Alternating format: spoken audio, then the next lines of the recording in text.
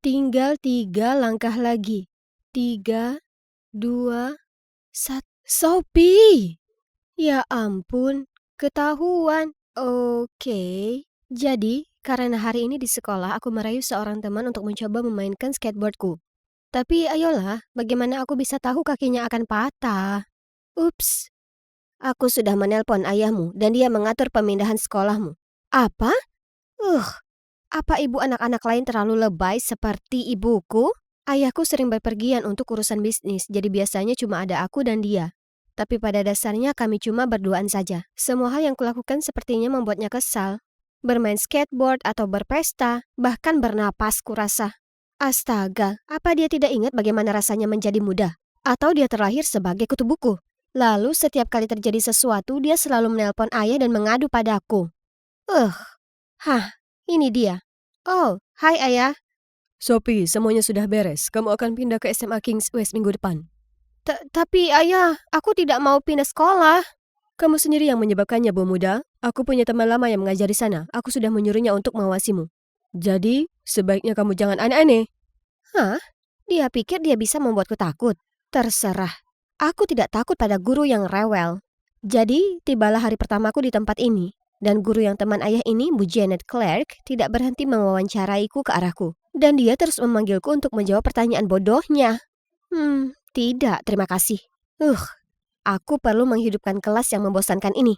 Jadi, ketika guru keluar ruangan, aku langsung mengoles vaselin pada tutup botol airnya. Lucu sekali melihatnya gagal membukanya dan berakhir dengan tangan yang kotor. Kemudian ketika dia bertanya kepada kelas siapa yang bertanggung jawab, aku menyeringai sambil mengangkat tangan. Di lain waktu, aku memasang terompet di kaki kursinya sehingga saat dia duduk terdengar suara yang sangat keras, seperti dia baru saja kentut. Hebat! Bagaimana bisa kamu membuat lelucon gila seperti itu? Kamu bakal lebih baik dariku. Hah? Aku membeku selama beberapa detik. Siapa cowok tampan ini dan kenapa aku tidak memperhatikannya sebelumnya? Ternyata dia adalah Dylan dan sepertiku, dia cenderung sering mendapat masalah. Kami sedang berbicara satu sama lain dengan penuh semangat ketika aku merasakan sebuah tangan menepuk bahuku. Itu adalah Bu Clark.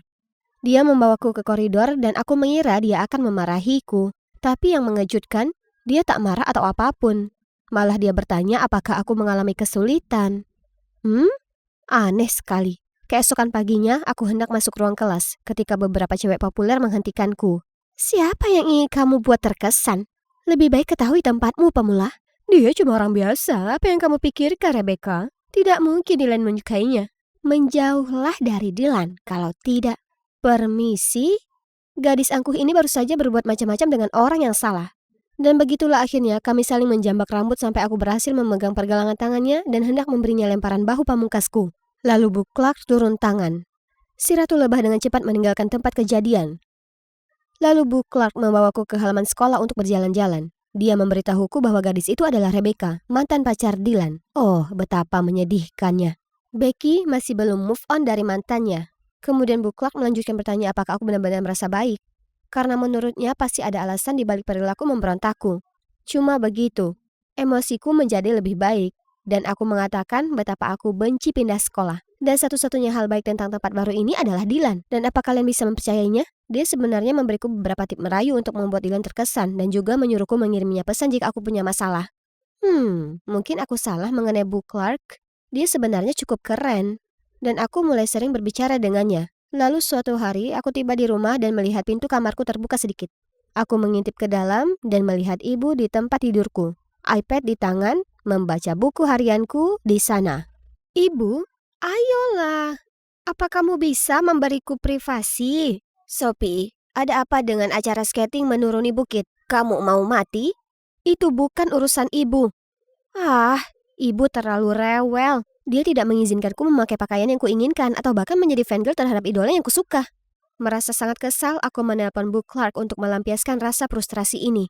Dia sangat pengertian. Lalu dia berkata, orang dewasa terkadang juga melakukan kesalahan, dan kali ini ibuku yang salah. Kemudian aku berkata, aku harus mendaftar untuk acara skating, karena aku masih muda dan oleh karena itu aku harus berjuang untuk impianku. Aku berharap ibu memahamiku sepertimu. Kamu pasti menjadi ibu yang luar biasa. Anak-anakmu sangat beruntung. Dia terdiam sesaat lalu memberitahuku bahwa dia sangat ingin menjadi seorang ibu. Tapi dia sudah bercerai dan tidak punya anak. Adopsi aku. Aku lebih suka menjadi putrimu daripada putri ibuku. Lalu dia tersenyum lembut padaku. Berkat Bu Clark, kehidupan rumah tanggaku yang pengap terasa sedikit lebih baik. Sementara di sekolah, berkat perjodohannya, Dylan dan aku sekarang menjadi pasangan. Hore! Rebecca selalu menatapku kotor sepanjang waktu di kelas. Tapi sial, sayang. Dan hari jadi 1 bulan kami akhirnya tiba. Hari ini Dylan mengajakku makan sushi. Nyam. Tapi aku baru makan 1 gigitan ketika sosok yang aku kenal bergegas mendekat. Ibuku memelototi Dylan, lalu menyeretku pulang. Jangan pernah bicara lagi dengan anak nakal itu. Dengarkan aku. Pengacau seperti itu cuma memberikan pengaruh buruk. Putuskan hubungan dengannya secepatnya. Ini gila. Tapi untungnya Dylan mengabaikan kegilaan ibuku dan kami terus pacaran secara diam-diam. Namun suatu pagi, aku mengirim SMS dan menelpon Dylan beberapa kali, tetapi tidak ada balasan. Apakah ada yang salah? Kami baru saja mendapatkan kencan terbaik tadi malam, tapi sekarang seperti tidak terjadi apa-apa. Aku bergegas ke sekolah mencari Dylan. Dengan cemas bertanya kepada semua orang apakah mereka telah mendengar sesuatu darinya ketika Rebecca tiba-tiba mendekatiku. Dylan bisa saja mati berkatmu. Sepertinya kamu dan ibumu memang sama-sama gila. Oke, jadi ternyata setelah Dylan mengantarku setelah kencan kami, dia mengalami kecelakaan. Untungnya dia tidak terluka parah, tapi dia yakin seseorang telah merusak remnya ketika dia berhenti sebentar di kedai dekat rumahku. Dan iya, itu pasti ibuku, karena dia juga melihatnya meninggalkan toko. Bagaimana dia bisa melakukan itu? Dia menghancurkan hidupku. Dylan putus denganku tepat setelah itu. Tidak mungkin aku tetap ada di dekatnya. Jadi aku mengemasi tas dan melarikan diri ke satu tempat yang aku rasa aman. Dan disinilah aku, di rumah Bu Clark. Akhirnya damai dan tenang. Oh, apa ini? Dia terlihat sangat cantik ketika dia masih muda. Aku membalik beberapa halaman lagi. Ya, kenapa pria ini mirip ayahku? Lalu aku melihat coretan. Janet Bob selamanya. Hah? Itu ayahku. Jadi dia bukan cuma teman lamanya. Dia adalah mantannya. Sebuah pemikiran tiba-tiba muncul di kepalaku. Mungkinkah dia ibu kandungku? Mungkin ayah mengizinkanku pindah ke sekolahnya agar kami bisa bertemu kembali. Maafkan aku pasti terlalu banyak menonton drama TV. Tapi sejujurnya, betapa menakjubkannya jika dia adalah ibuku. Ibu kandungku benar-benar mimpi buruk. Aku pergi ke dapur untuk melihat Bu Clark menyiapkan makan malam, dan mau tidak mau berseru. Bu? Dia menjadi sangat emosional, lalu menarikku ke dalam pelukan hangat dan memanggilku putrinya. Tiba-tiba telepon berdering. Itu ayah. Dia menyuruhku segera pulang atau dia tidak akan memberikan uang saku. Bu Clark menyuruhku untuk tidak khawatir dan pulang. Tetapi aku harus menunjukkan sikap agar ibu tahu bahwa aku tidak akan mundur dengan mudah. Jadi sejak saat itu, begitu aku sampai di rumah, aku langsung masuk ke kamarku tanpa melihat ke arah ibu. Dan juga setiap kali dia mengatakan sesuatu yang menjengkelkan, aku terus membalas dengan, "Ada apa denganmu? Guruku menyuruhku melakukan itu." Jadi berhentilah bereaksi berlebihan. Dan kalian tahu apa yang terjadi selanjutnya? Yap, ibu menelpon ayah. Lagi. Aku melaporkannya kepada Bu Clark seperti biasa, dan dia memberitahuku bahwa jika aku ingin ayah berhenti mendengarkan ibu, aku harus memberitahunya bahwa dia selingkuh. Apa? Bukankah itu terlalu berlebihan? Apakah Bu Clark masih mempunyai perasaan terhadap ayahku? Apakah dia hanya bersikap baik padaku sehingga dia bisa kembali ke kehidupannya? Setelah itu, aku tidak banyak bicara dengannya dan berusaha menghindarinya di sekolah demi keamanan. Namun suatu hari setelah pelajaran, aku menemukannya menunggu di lokerku dengan wajah murung. Dia bilang ini hari ulang tahunnya, tapi seperti biasanya dia tidak punya siapapun untuk merayakannya. Seandainya saja kamu berada di sisiku tahun ini, putriku. Jadi aku setuju untuk pergi makan malam bersamanya. Dan demi kenyamanan, aku membuat reservasi di restoran ibu. Mungkin ini bukan ide yang buruk. Maksudku, Bu Clark mungkin bisa menjelaskan beberapa hal padanya, kan? Mereka mungkin bisa ngobrol banyak. Tapi begitu Bu Clark masuk, wajah ibu menunduk. Janet, apa yang kamu lakukan di sini? Restoran kami sudah penuh dipesan, silakan pergi. Keduanya berdebat sebentar dan aku tidak tahan lagi. Kenapa ibu begitu kasar? Dia guruku. Ibu kemudian pergi dengan marah sementara Bu Clark dan aku mengabaikannya dan melanjutkan rencana ulang tahun kami.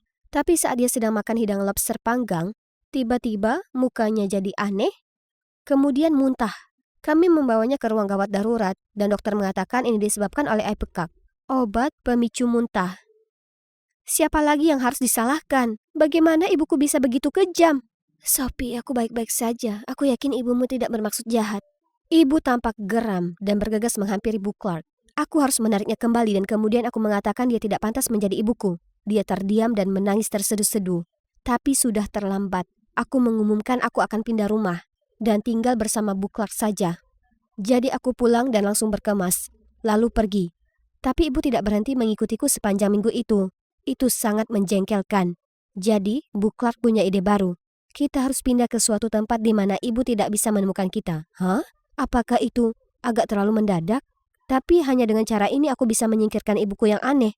Jadi, kami pindah ke sebuah rumah kecil di pinggiran kota. Bu Clark merawatku dengan baik dan menyelesaikan semua prosedur perpindahan sekolahku. Beberapa hari pertama sangat menyenangkan. Kami bersenang-senang bersama.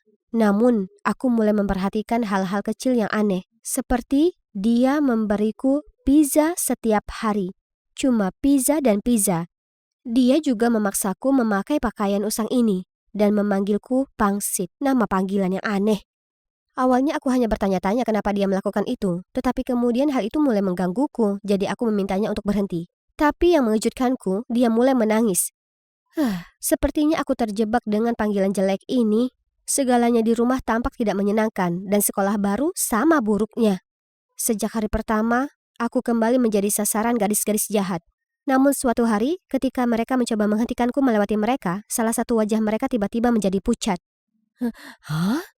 Bukankah itu kaos lama Alice yang kotor? Alice siapa? Kau tahu Alice? Si bodoh itu. Dia memakai kaos yang sama persis dengan tulisan smart tercetak di atasnya. Aku mengingatnya dengan jelas ketika aku sering menertawakannya betapa kurang ajar gadis bodoh yang mengenakan kaos sambil berkata smart. Ya Tuhan. Ya Tuhan. Bahkan bekas puntung rokokku ditutupnya masih ada.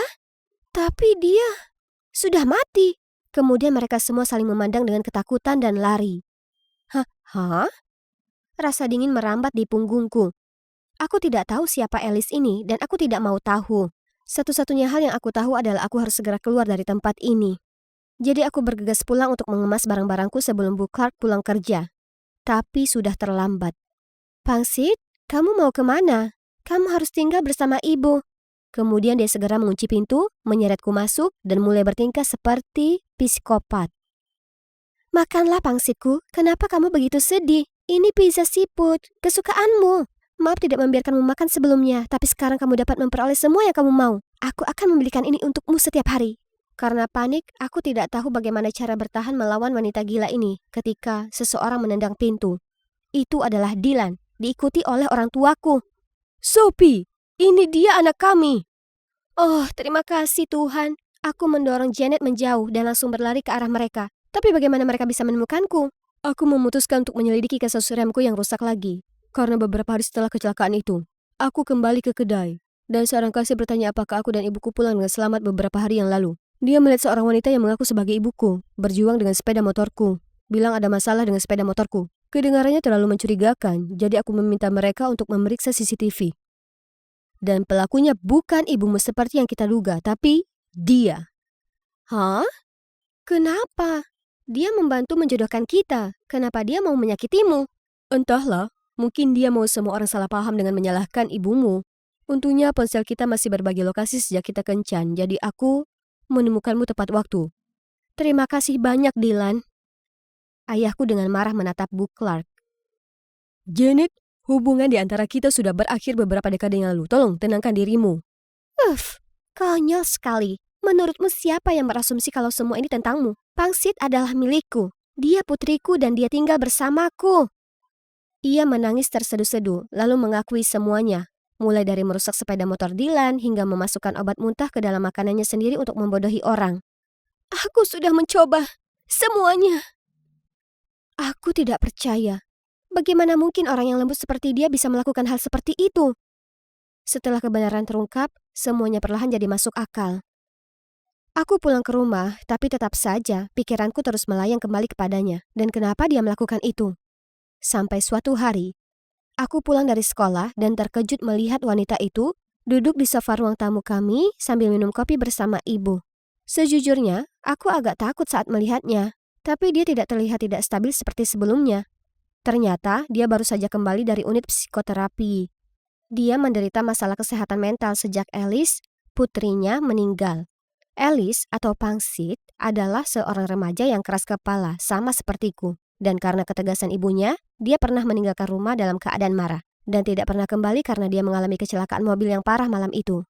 Jadi, begitu Bu Clark melihatku, tanpa sadar dia ingin mengubahku menjadi putrinya untuk memperbaiki kesalahan masa lalunya.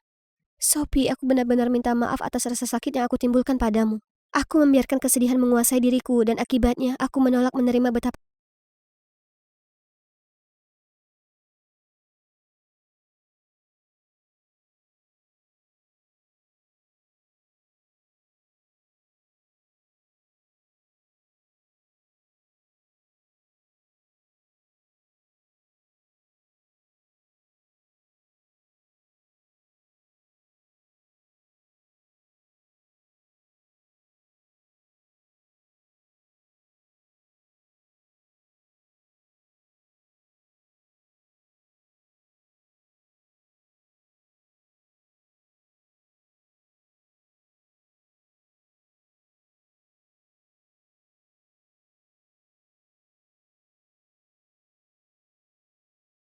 Aku sedang berdiri di tengah ruangan, mengenakan gaun mewah dan topeng berkilau. Semua mata tertuju padaku, tapi aku bisa rasakan betapa palsunya mereka. Seharusnya ini merupakan ultahku yang ke-16. Tapi, semua tamu di sini benar-benar orang asing. Ini semua kesalahan si bola slime Gregory itu. Sebenarnya, pesta OTT ini semua gara-gara dia. Oh, hai, aku Vivian, tapi teman-temanku memanggilku Viv. Ibuku, Jacqueline Mars, adalah salah satu orang terkaya di bumi. Jadi, aku tumbuh dengan mengira mansion megah, kolam renang raksasa, dan satu lantai penuh untuk mainan itu lumrah. Ya, paling tidak begitu hingga aku berumur 10. Hari itu, aku sedang main di rumah bonekaku yang seukuran aslinya, saat ku dengar suara orang bicara di seberang pagar. Kuintip dari balik pagar dan kulihat ada wanita dan anak perempuan sekitar seumuranku terlihat cukup aneh. Penasaran, aku berbicara. Hei kau, kenapa kau berdandan lucu sekali? Maaf, apa katamu? Kau bahkan tak pakai sepatu. Itu sangat bodoh. Kau yang bodoh. Aku bertaruh kau pasti tak pernah coba ini sebelumnya, Jadi cobalah. Anak kaya manja sepertimu selalu memandang rendah orang lain. Sementara nyatanya, kau tak berguna bagi masyarakat. Aku hanya berdiri di sana kebingungan saat petugas keamanan mengusir mereka pergi. Aku tak pernah bermaksud menyinggungnya. Aku hanya penasaran. Jadi ku bergegas masuk ke rumah mencari ibuku dan bertanya padanya tentang ini. Oh sayang, tak semua orang bisa sekaya kita. Itu artinya kau tak perlu khawatir soal apapun manisku. Sekarang mainlah biar ibu bisa bekerja, oke? Bahkan sampai hari ini, kata-kata ibu masih melekat di telingaku. Aku mulai benci kekayaan keluargaku. Aku hanya ingin jadi anak normal. Itulah kenapa, saat aku menginjak SMP, ku yakinkan ibu untuk mengizinkanku pindah dari sekolah swasta ke sekolah negeri dan menghapus segala sesuatu tentangku di dunia maya. Jadi tak ada yang tahu tentang keluargaku yang berpengaruh. Aku naik bus ke sekolah, beli pakaian di toko loak, dan menyiapkan makan siangku sendiri bukannya bawa sajian mewah yang dibuatkan chef untukku. Kehidupan yang sangat normal. Hingga Gregory, si pacar ibu, muncul. Dia ikut campur dalam segala hal. Ibu tak hentinya mengomeliku tentang pakaianku, sekolah negeriku yang kumuh, atau aku harus berhenti nongkrong dengan anak-anak yang biasa saja. Dia membuatku gila. Dan untuk melengkapinya, dia memberi ide ibuku untuk mengadakan pesta ulang tahun ke-16 untukku. Aku benci perhatian. Ibu tahu ini. Tapi apa yang Gregory inginkan, akan Gregory dapatkan. Ini bisa jadi kesempatan untuk memperkenalkannya ke masyarakat dan mendapat rekanan baru. Itu akan baik untuknya saat mengambil alih bisnis di masa depan, bla bla bla. Yang benar saja. Satu-satunya yang dipedulikan laki-laki itu adalah dirinya sendiri dan rekanannya, bukan aku. Pada akhirnya, aku setuju hadiri di pesta topeng dengan satu syarat. Ibu berhenti mencampuri dengan siapa aku boleh atau tak boleh bergaul, terutama dengan teman-temanku di sekolah. Dan hal itulah yang mengantarkan kami ke saat ini. Tepat saat pembawa acara mengumumkan bahwa ini saatnya dansa pertamaku. Apa aku sekarang? Gregory! Dengan bingung kulihat sekeliling mencari pasangan ketika tiba-tiba ada tangan yang meraihku. Gadis yang sedang berulang tahun, ayo dansa denganku. Dasar aneh. Lepaskan. Bisakah seseorang membantuku dengan ini? Tiba-tiba seorang anak laki-laki seumuranku muncul. Oh astaga, dia punya mata abu-abu yang indah yang pernah kulihat. Permisi Pak, Aku yakin nona itu telah setuju untuk melakukan dansa pertamanya denganku. Terima kasih orang asing tampan. Saat kami dansa, aku tak tahan untuk tak menatap dengan terpesona pada matanya yang menawan. Kami hendak meninggalkan lantai dansa ketika dia berbisik di telingaku. Tunggu di sini, aku akan segera kembali. Siapa yang akan mengira kalau pesta yang dangkal seperti ini akan menuntunku ke pria sempurna? Tiba-tiba, ku dengar suara klik di belakangku. Dan saat aku berbalik, maskerku terjatuh. Oh tidak, seorang paparazi menggunting tali topengku. Ku coba tutupi wajahku dengan tangan, tapi itu tak berguna. Untung ibu segera datang dan menyembunyikanku di belakangnya. Maaf semuanya, tapi pestanya selesai. Kami bersenang-senang dan berharap bisa bertemu lagi dengan kalian segera. Kemudian ia menuntunku kembali ke kamarku, sementara penjaga keamanan menunjukkan jalan keluar ke semua orang. Sejak saat itu, kehidupanku yang biasa saja berakhir selamanya. Wajahku terpampang di seluruh dunia maya sebagai miliarder, putri dari Jacqueline Mars. Sekarang semua orang di sekolah memandangku lucu. Aku tak paham guys, aku ini masih VIP yang sama seperti dulu. Oh, itu para sahabatku. Mereka pastinya akan mendukungku ya kan? Tapi tidak. Saat aku mendekati mereka, mereka menyerangku dengan mengatakan bagaimana aku tak cukup mempercayai mereka untuk mengakui jati diriku yang sesungguhnya. Jadi sejak saat ini kami tak lagi berteman. Ini sangat tak adil. Aku tak pernah minta satu pun dari hal ini. Ku hapus air mataku, berusaha seolah tak ada yang terjadi. Hah? Apa ini? Ada secari kertas di atas buku-bukuku yang mengatakan, Hei, ini aku, cowok dari pesta ulang tahunmu. Aku prihatin atas apa yang terjadi padamu. Jika kau butuh seseorang untuk diajak bicara, kirim pesan padaku kapan saja. oh, jadi dia dari sekolah kami? Wow, tepat saat kukira tak ada seorang pun yang ada untukku, dia muncul lagi. Tapi tak ada nama. Apa dia masih mainkan permainan misterius ini? Oke, kalau gitu aku panggil dia Satria Bertopeng. Sejak hari itu, kami tak hentinya berkirim pesan. Dia memahamiku, kondisi keluargaku, dan teman-temanku, semuanya. Pernah, dia bahkan diam-diam selipkan tiket konser Blackpink ke dalam tasku. Karena aku pernah bilang padanya kalau aku ini fans berat mereka. Di lain waktu, dia mengirimiku kartu hadiah ke toko es krim favoritku sepanjang masa. Ben & Jerry's, hanya untuk menghiburku di hari yang buruk. Au! Es krim ini rasanya lezat, tapi tak bisa tidak aku berharap Satria Bertopengku ada di sini bersamaku. Yang ku tahu, dia punya mata abu-abu terindah dan rambut hitam yang memukau. Wah, panjang umur. Hei, aku punya kejutan untukmu di hari Valentine ini. Kuharap kau bersemangat ketemu aku seperti aku ingin bertemu denganmu. Akhirnya, aku akan bertemu cowok yang kusuka. Aku tak sabar. Di hari Valentine, aku sedang belajar bahasa Inggris sambil menatap keluar jendela dan memikirkan kesatria bertopengku. Aku ingin tahu seperti apa dia. Ladies, aku sudah bawakan mawar Valentine kalian. Ini silakan, Viv. Ini dia. Ini pasti darinya. Selamat hari Valentine. Silakan nikmati mawarnya lalu datang dan temui aku dekat kolam. X. Dengan cepat kubuka permennya, memasukkannya ke mulutku lalu bergegas menemui pria impianku. Di mana dia? Saat aku berusaha memanggilnya, ruangan mulai berputar. Kulihat bayangan sosok hitam yang kabur. Kemudian, kepalaku rasanya membunuhku. Di mana aku? Dan tangan siapa yang kugenggam? Tunggu dulu. Mata itu? Dia pasti. Syukurlah kau sudah siuman. Apa kau adalah yang berdasar denganmu di pesta ulang tahunmu? Secara nyata. Ngomong-ngomong, aku Jeremia. Aku punya harapan lebih indah untuk pertemuan tatap muka kita yang pertama kali, tapi ya sudahlah. Ternyata dia selalu tahu aku pergi ke sekolah yang sama dengannya. Tapi dia agak terintimidasi dengan pengaruh keluargaku. Jadi dia putuskan untuk mengenalku lewat pesan terlebih dahulu. Dia bilang polisi telah temukan semacam zat tidur dalam permen mawarku.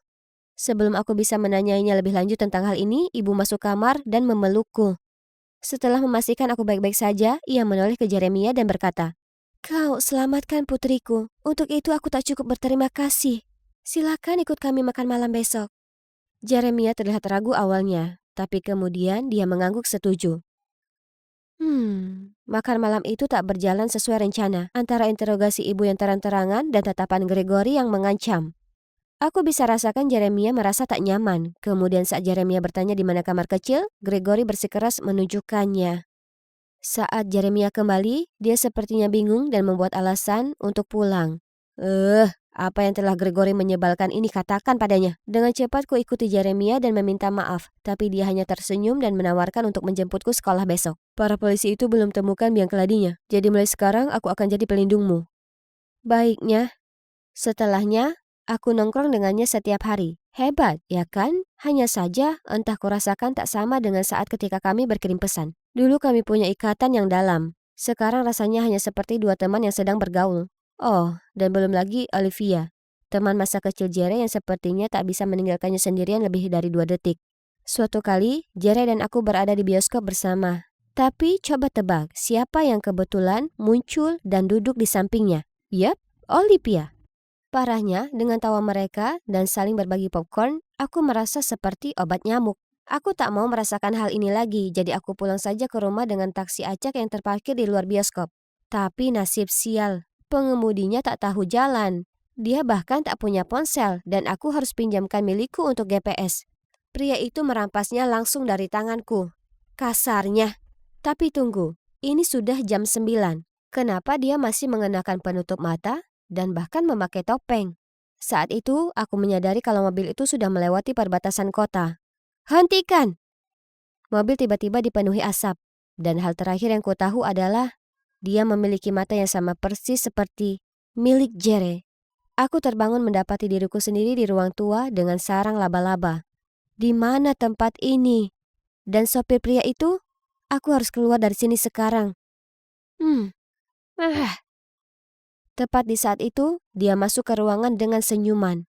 Apa kau tak mengenaliku? Apa kau mau berdansa lagi denganku? Karena aku akan suka sekali itu. Apa yang sedang terjadi sekarang? Apa yang baru saja dikatakannya? Apa itu artinya? Dia adalah satria bertopengku yang asli? Mungkin itulah kenapa aku tak merasa terhubung dengan Jeremia? Kenapa Jere berbohong padaku kalau begitu? Begitu banyak pertanyaan muncul di benakku. Ketika tiba-tiba ku dengar sebuah mobil berhenti di luar. Pria itu segera pergi memeriksa. Ini bisa jadi kesempatanku untuk kabur. Saat aku sampai di bawah, kulihat pria pengemudi itu bicara ke Jeremia. Jadi aku bersembunyi di balik pintu dan terus mengawasi. Cameron, hentikan saja ini. Membalas dendam pada ayah kita itu satu hal. Tapi ini sudah selangkah lebih jauh. Bawa Vip kembali ke keluarganya sekarang dan akhiri ini. Aku tahu ini terdengar buruk, tapi percayalah, aku tak pernah sakiti Vip. Aku tak bermaksud membuatnya jatuh ke kolam renang. Itulah kenapa aku masuk untuk menyelamatkannya. Tapi aku butuh dia sebagai umpan untuk tunjukkan ke dunia betapa brengseknya si Gregory itu. Dia tak pantas menjadi ayah kita. Hah? Kubungkam diriku sendiri karena terkejut. Gregory adalah ayah mereka? Dan cowok bernama Cameron itu adalah yang menyelamatkanku. Bukan Jere? Jangan kau lupa siapa yang menantarkan kita saat ibu hampir saja menemui ajal. Kemudian mengambil semua bisnis dan properti. Bahkan rumah kita dan meninggalkan kita dalam keadaan tak berdaya. Bajingan itu pantas mendapatkan bagiannya. Aku berusaha memikirkan semua. Saat mobil lain tiba. Milik Gregory. Dengan cepat aku sembunyi di bawah tangga sebelum ia masuk ke dalam dengan beberapa bodyguard. Cameron, Jeremia, anak-anakku, kalian begitu cepat dewasa. Sudahi omong kosongnya, kembalikan bisnis itu pada kami, dan apa yang menjadi hak kami, maka akan kami lepaskan putri tirimu. Dasar, seperti ayah dan putranya, sangat cerdas, tapi masih amatir putra-putraku.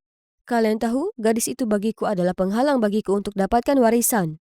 Jadi, tolong, silakan saja dan rawat nona kecil pengganggu itu. Apa ayah tak takut kami akan ungkap semua yang baru saja ayah katakan? Dan siapa yang akan percaya padamu sekarang? Jacqueline terpesona olehku. Jadi dia akan percaya apapun yang kuucapkan. Ular itu. Beraninya dia bicara tentang ibuku seperti itu. Tak bisa kutahan amarahku. Aku lompat keluar dari persembunyianku dan menjerit ke Gregory. Apa yang barusan kau katakan tentang ibuku? Kau pengkhianat licik dan pembohong. Senang bisa bicara dengan kalian semua, tapi kesenangan ini harus berakhir di sini. Selamat tinggal. Para penjaga menerjang ke depan, hendak meringkusku saat para polisi mendobrak pintu untuk masuk dan di belakang mereka, Ibu, berhenti di sana. Beraninya kau lakukan ini pada putriku. Wajah Gregory berubah menjadi lebih pucat dari hantu saat dia bergumam. Jackie sayang, kenapa kau di sini? Tapi tepat waktu untuk menyelamatkan kesayangan kita, Vivian. Berhentilah berakting. Aku sudah dengar semua yang kau katakan. Dan kau akan masuk ke penjara untuk waktu yang sangat lama. Kemudian para polisi mengiringnya dan para pengawalnya pergi. Melihat ibu, Aku senang sekali, aku bergegas memeluknya. Ternyata investigasinya saat insiden kolam renang mengarahkannya ke Kamerun. Jadi saat mengkonfrontasinya, dia akhirnya ceritakan semua padanya. Itulah bagaimana mereka punya rencana untuk menangkap basah Gregory. Ibu dan para polisi itu sudah menunggu untuk menyergap Gregory di sekitar sini. Kemudian, ya, kalian tahu kelanjutannya. Banyak hal yang terjadi dalam 3 bulan. Ibu akhirnya menyelesaikan semua urusan legal. Jadi sekarang properti Gregory digabungkan dengan miliknya untuk dapat kepercayaannya, sekarang diserahkan kembali ke Cam dan Jeremiah. Kusadari kalau menjadi kaya bukanlah hal buruk. Terutama itu berarti dengan pengaruh seperti ini. Aku bisa membantu mereka yang kurang beruntung dan membuat perubahan berarti. Sekarang aku membantu ibu dengan bisnis serta kegiatan amalnya dan aku sangat menikmati itu. Aku bangga dengan ibuku yang luar biasa dan pekerja keras. Dan aku bangga menjadi diriku sendiri. Dan coba tebak, aku sekarang punya teman sejati yang menyukaiku apa adanya. Sedangkan untuk Jeremiah, dia minta maaf atas segalanya. Dia dulu khawatir kakaknya akan menyakitiku, jadi dia bohong untuk melindungiku. Kami berbaikan tentu saja dan jadi sahabat baik. Namun aku tak yakin bisa mengatakan hal yang sama tentang kakaknya. Dia melakukan apa saja yang dia bisa untuk memohon pengampunanku. Tapi aku tak bisa. Kemudian suatu hari, Jerry memintaku datang ke rumahnya untuk mengunjungi ibunya. Dia memohon agar aku tak berpikiran buruk terhadap anak-anaknya, terutama Cameron. Dia jatuh cinta padamu, apa kau tahu? Dia selalu membicarakanmu dan bagaimana dia berharap semuanya bisa berbeda. Oh astaga, kata-katanya mulai mempengaruhiku. Saat aku berjalan keluar pintu, kulihat Cameron duduk di teras. Dia berbalik dan menatapku, dan kurasakan jantungku berdebar karena satria bertopengku yang bermata kelabu. Jadi, kuhela napas panjang, lalu berjalan mendekatinya, tepat saat mentari mulai terbenam.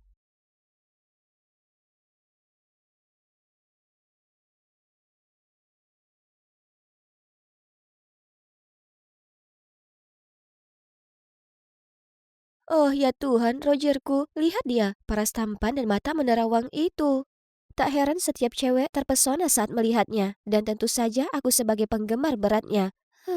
Kalian mungkin penasaran bagaimana aku bisa masuk area belakang panggung bintang film seperti Roger, ya kan? Itu mudah, makeup artisnya adalah Hannah, dan kebetulan dia adalah kakakku. Tentu aku harus memohon padanya berhari-hari untuk mengizinkanku ikut. Itulah kenapa aku harus menikmati tiap detik berada sedekat ini dengan selebriti yang kusukai. Hei, apa kau memotretku? Oh tidak, ketahuan.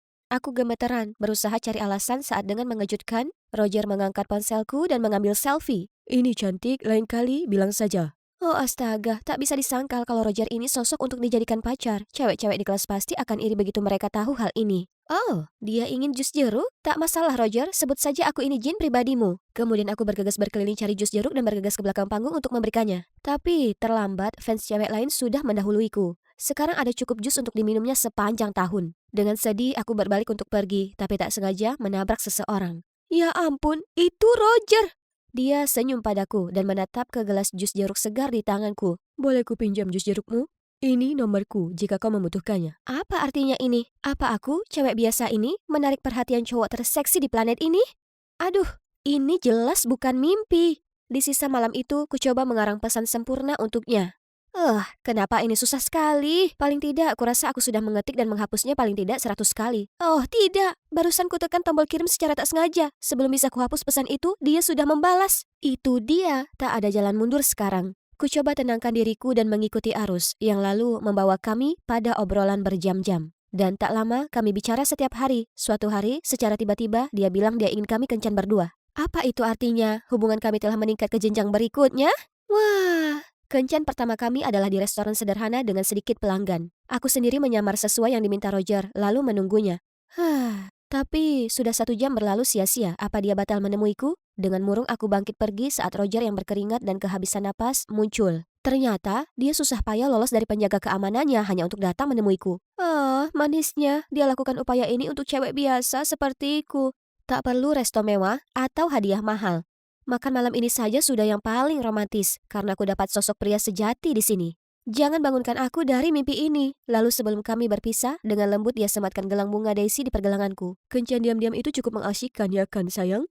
Oh astaga, ini membuktikan kalau aku bukan lagi hanya penggemar yang naksir idolanya. Ya, kami resmi berpacaran, secara rahasia. Hari berikutnya aku tiba di sekolah dengan mood terbaik. Aku bernyanyi di sepanjang jalan menuju kelas saat temanku Alba mengagetkanku.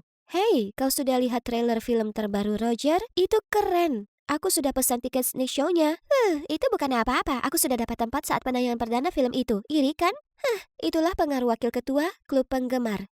Dan aku baru kencan makan malam terromantis dengan Roger. Oh, tentu saja itu sebatas yang ingin kukatakan. Nyatanya, yang bisa kulakukan hanya tersenyum lalu kembali ke tempat dudukku.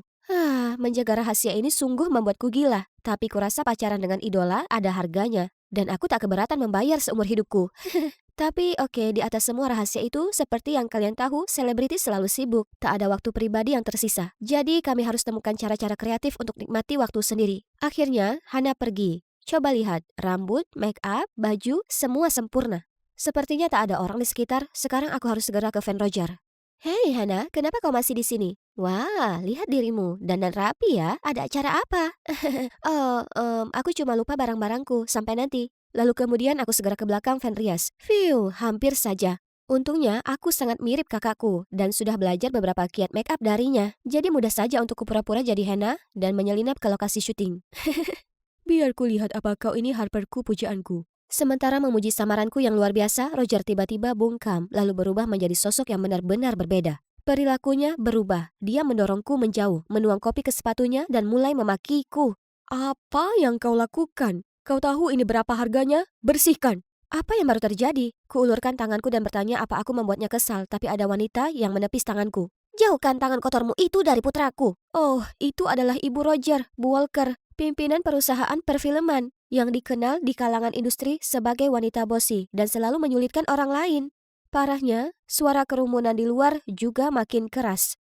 Oh tidak, lebih baik tak timbulkan masalah di sini. Jadi aku terus menatap ke bawah dan dengan panik meminta maaf. Tiba-tiba ada tangan yang mencengkram lenganku dan menarikku. Itu adalah Daniel, manajer Roger. Jangan terlalu diambil hati kalau dia bersikap sedikit aneh. Dia hanya terlalu stres karena pekerjaannya. Oh ya, aku kakak Roger. Kami sangat dekat, jadi aku lebih memahaminya dibanding siapapun. Ya Tuhan, aku tak tahu dia punya kakak perempuan.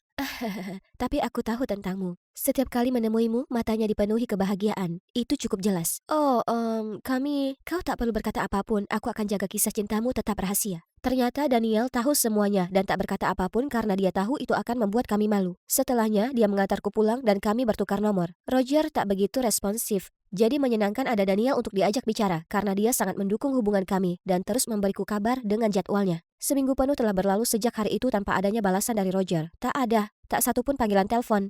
Aku juga menghubungi nomor ponselnya yang baru yang diberi Daniel, tapi nihil. Kadang aku juga tak tahu apakah aku ini sungguhan punya pacar atau tidak.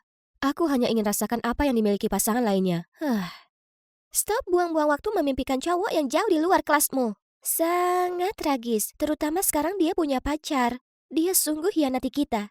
Apa yang baru saja dia katakan? Pacar? Dengan segera aku online dan melihat sebuah foto Roger dan Jessica, si penyanyi seksi yang terlihat nyaman berada di belakang panggung. Jadi dia mengghostingku dengannya? Hatiku seolah akan meledak terbakar api. Segera aku kirim pesan ke Daniel dan dia langsung membalasnya, mengeluhkan kalau dia juga pusing dengan trikotor humas jazz dalam mempromosikan album barunya. Jadi itu hanya rumor tak jelas. Sungguh lega. Lagi pula, selama beberapa hari, Roger belum hubungi aku sama sekali karena sibuk syuting film terbarunya di Paris. Dia akan segera kembali dan akan mengadakan meet and greet di pusat kota. Daniel menyarankan aku baiknya datang dan memberinya kejutan. Dan dia bahkan kosongkan jadwal Roger hari itu supaya kami bisa kencan setelah acara. Wah, Daniel yang luar biasa. Hari itu, aku pergi ke meet and greet dan menyamar sempurna supaya Roger tak mengenaliku. Dia akan sangat terkejut melihatku di sini. Jujur, aku tak suka lelakiku ini lakukan cium jauh atau pelukan dengan para penggemar, tapi ya, itu pekerjaannya dan aku seharusnya pengertian. Lagi pula aku dulu jatuh hati karena semua perilaku manis ini sebagai penggemar. Roger, apa rumor kencan ini benar? Nah, yang kupikirkan hanya, kalian tahu kan, sebaiknya aku fokus dengan pekerjaanku dan kalian. Kalian supporter sejatiku, tak seperti semua gadis di luar sana yang mendekatiku hanya untuk ketenaran dan uang. Apa maksudnya? Jadi dia cuma melihatku sebagai salah satu cewek pengejar pamor di luar sana? Sepertinya aku kehabisan napas di tengah teriakan para penggemarnya, dan aku tak bisa di sini lebih lama lagi. Aku terisak saat berlari keluar, memikirkan bagaimana Roger sebenarnya menganggap kami selama ini. Tiba-tiba ada mobil berhenti di depanku. Itu Daniel. Aku tahu sangat berat jatuh cinta dengan seorang selebriti. Tapi dari sudut pandang penggemar, itu sesuatu yang mereka ingin dengar darinya. Tentu saja dia tak bisa angkat bicara perihal hubungannya yang sesungguhnya, tapi kamu bisa. Maksudmu, tak ada yang salah dengan cintamu, dan kita punya banyak cara lain untuk mengekspresikannya diam-diam, ya kan? Apa yang dikatakan Daniel membuatku berpikir, Sophie mengajakku setiap hari karena bermimpi pacaran dengan idolaku. Tapi hubungan ini nyata, dan aku punya hak untuk menunjukkan cintaku, ya kan? Jadi, ku posting foto favoritku dari salah satu kencan kami ke Instagram sebagai cara untuk mencurahkan hatiku. Keesokan paginya, aku terbangun melihat pesan marah dari Roger. Harper, apa kau baru saja melanggar janji kita? Kenapa kau ungkap hubungan kita? Semua jadi berantakan sekarang. Di bawahnya ada tautan tweet dengan judul, aktor muda Roger diduga kencan dengan seseorang yang lebih tua darinya. Oh, tidak. Bagaimana bisa mereka temukan fotoku secepat itu? Dan parahnya, mereka pasti salah mengira orang di foto itu adalah kakakku, Hannah. Ya, paling tidak kakakku sekarang sedang liburan, jadi dia masih belum tahu soal ini. Aku harus perbaiki ini sebelum dia kembali. Kalau tidak, dia akan membunuhku. Ku coba hubungi Roger dan Daniel, tapi tak ada respon. Apa yang harus dilakukan? Roger ada konferensi pers film terbarunya. Aku akan ke sana dan langsung bicara dengannya. Kugunakan kartu pes Hannah untuk segera ke belakang panggung dengan harapan Roger ada di sana. Tapi, tunggu. Hanya ada Bu Walker dan stafnya. Kalian sebaiknya bersihkan skandal ini segera. Jangan biarkan itu pengaruhi konferensi. Sungguh menyebalkan. Makeup artis itu pasti bersiasat untuk mengambil untung dari Roger. Sekarang dia akan tahu rasanya jika karirnya hancur. Oh tidak, aku tak bisa biarkan itu terjadi. Tolong jangan lakukan ini. Bukan Hannah yang ada di foto, itu aku, adiknya. Roger dan aku saling cinta. Aku tak pernah bilang aku mencintaimu, jadi berhenti membodohi dirimu sendiri. Maaf Bu, aku cuma main-main dengannya karena aku bosan. Biar ku urus ini. Apa? Kukira dia berbeda. Ternyata dia hanyalah bajingan yang menggunakan ketenarannya untuk menggoda perempuan. Kita putus. Aku berteriak lalu lari keluar dari sana. Selama berhari-hari setelahnya, lebih banyak video Twitter diposting dari orang yang diduga staf Roger mengklaim kalau dia itu sombong dan kasar. Kurasa itu pantas dia dapatkan. Namun, aku mulai bertanya-tanya mengenai fakta bahwa tak ada banyak orang di momen-momen itu. Siapa kira-kira yang mengambil video itu? Tiba-tiba, ada notifikasi Twitter muncul dan membawaku kembali ke kenyataan. Tunggu, akun itu... Bukankah ini? Para penggemar masih geram dengan Roger. Saat menelusuri artikel tentangnya, kulihat banyak komentar yang menyuruh semua orang memboikotnya. Mereka bahkan bagikan foto Roger ke bar dan mabuk-mabukan di malam sebelum konferensi pers permintaan maafnya. Mereka sangat marah padanya, dan aku tak bisa mengubah perasaanku begitu saja. Jadi aku naik Uber ke bar untuk mencari Roger, tapi karena usiaku, petugas keamanan menghentikanku. Saat aku mencoba cari cara menyelinap, kulihat ada sosok yang tak asing. Itu Roger, duduk di undak-undakan pintu belakang bar. Hei, apa kau tak apa? Akan kutelepon Daniel untuk menjemputmu. Tidak, kumohon. Aku terlalu lelah dengan bodyguard dan manajer mengikuti 24 jam seminggu. Saat ini aku hanya ingin sendirian. Harper, aku minta maaf karena menyakitimu selama ini. Aku cuma ingin katakan itu benar. Aku memang sangat mencintaimu. Kulakukan yang kulakukan karena aku begitu khawatir ibu adopsi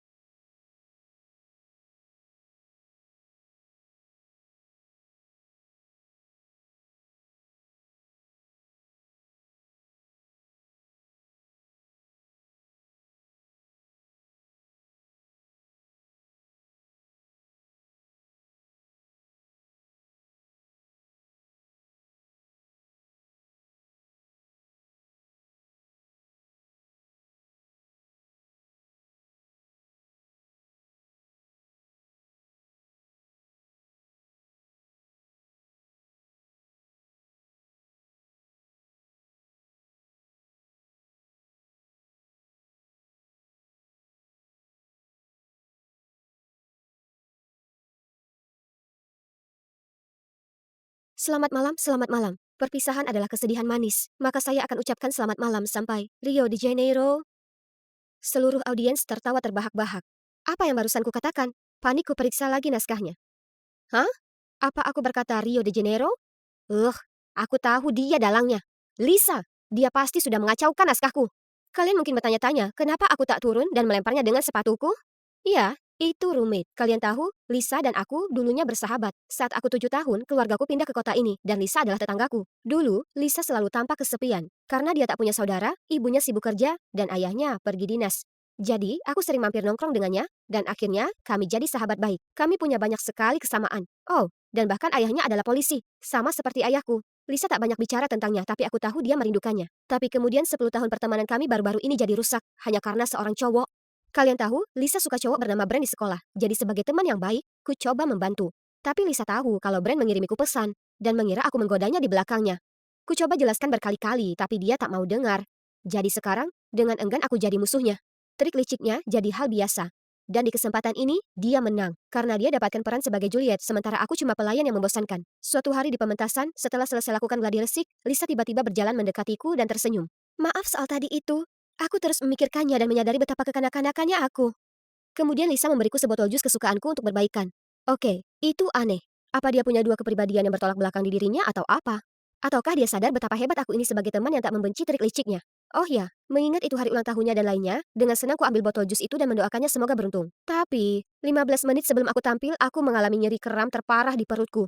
Aku lari dengan kecepatan roket ke toilet. Dan pada saat aku keluar dari sana, pertunjukannya sudah selesai. Dan coba tebak, aku tak makan apapun hari itu. Kecuali jus yang diberi Lisa. Sulit dipercaya, dia melakukannya lagi padaku. Aku lalu segera ke lobi klub drama dan menggeledah tas Lisa. Bingo! Di dalamnya ada sebuah botol laksatif. Dia menuangkannya di minumanku supaya aku tak bisa berpartisipasi di pertunjukan itu. Mantan sahabatku atau apapun, tak mungkin akan kubiarkan dia kali ini. Lalu tiba-tiba, kutemukan sebuah jam saku kuno menjulur keluar dari kantung bagian terdalam dari tasnya. Aku memegangnya di tanganku, dan kulihat ada nomor 1999 terukir di atasnya. Kenapa terlihat sangat familiar? Jangan sentuh barang ayahku! Ada suara terdengar dari belakangku. Dan hal berikutnya yang kutahu, Lisa merampas jam saku itu dari tanganku. Kenapa dia marah? Maksudku, akulah yang sudah dia kerjai, bukan dia. Dan juga, apa maksudnya dengan ayahnya?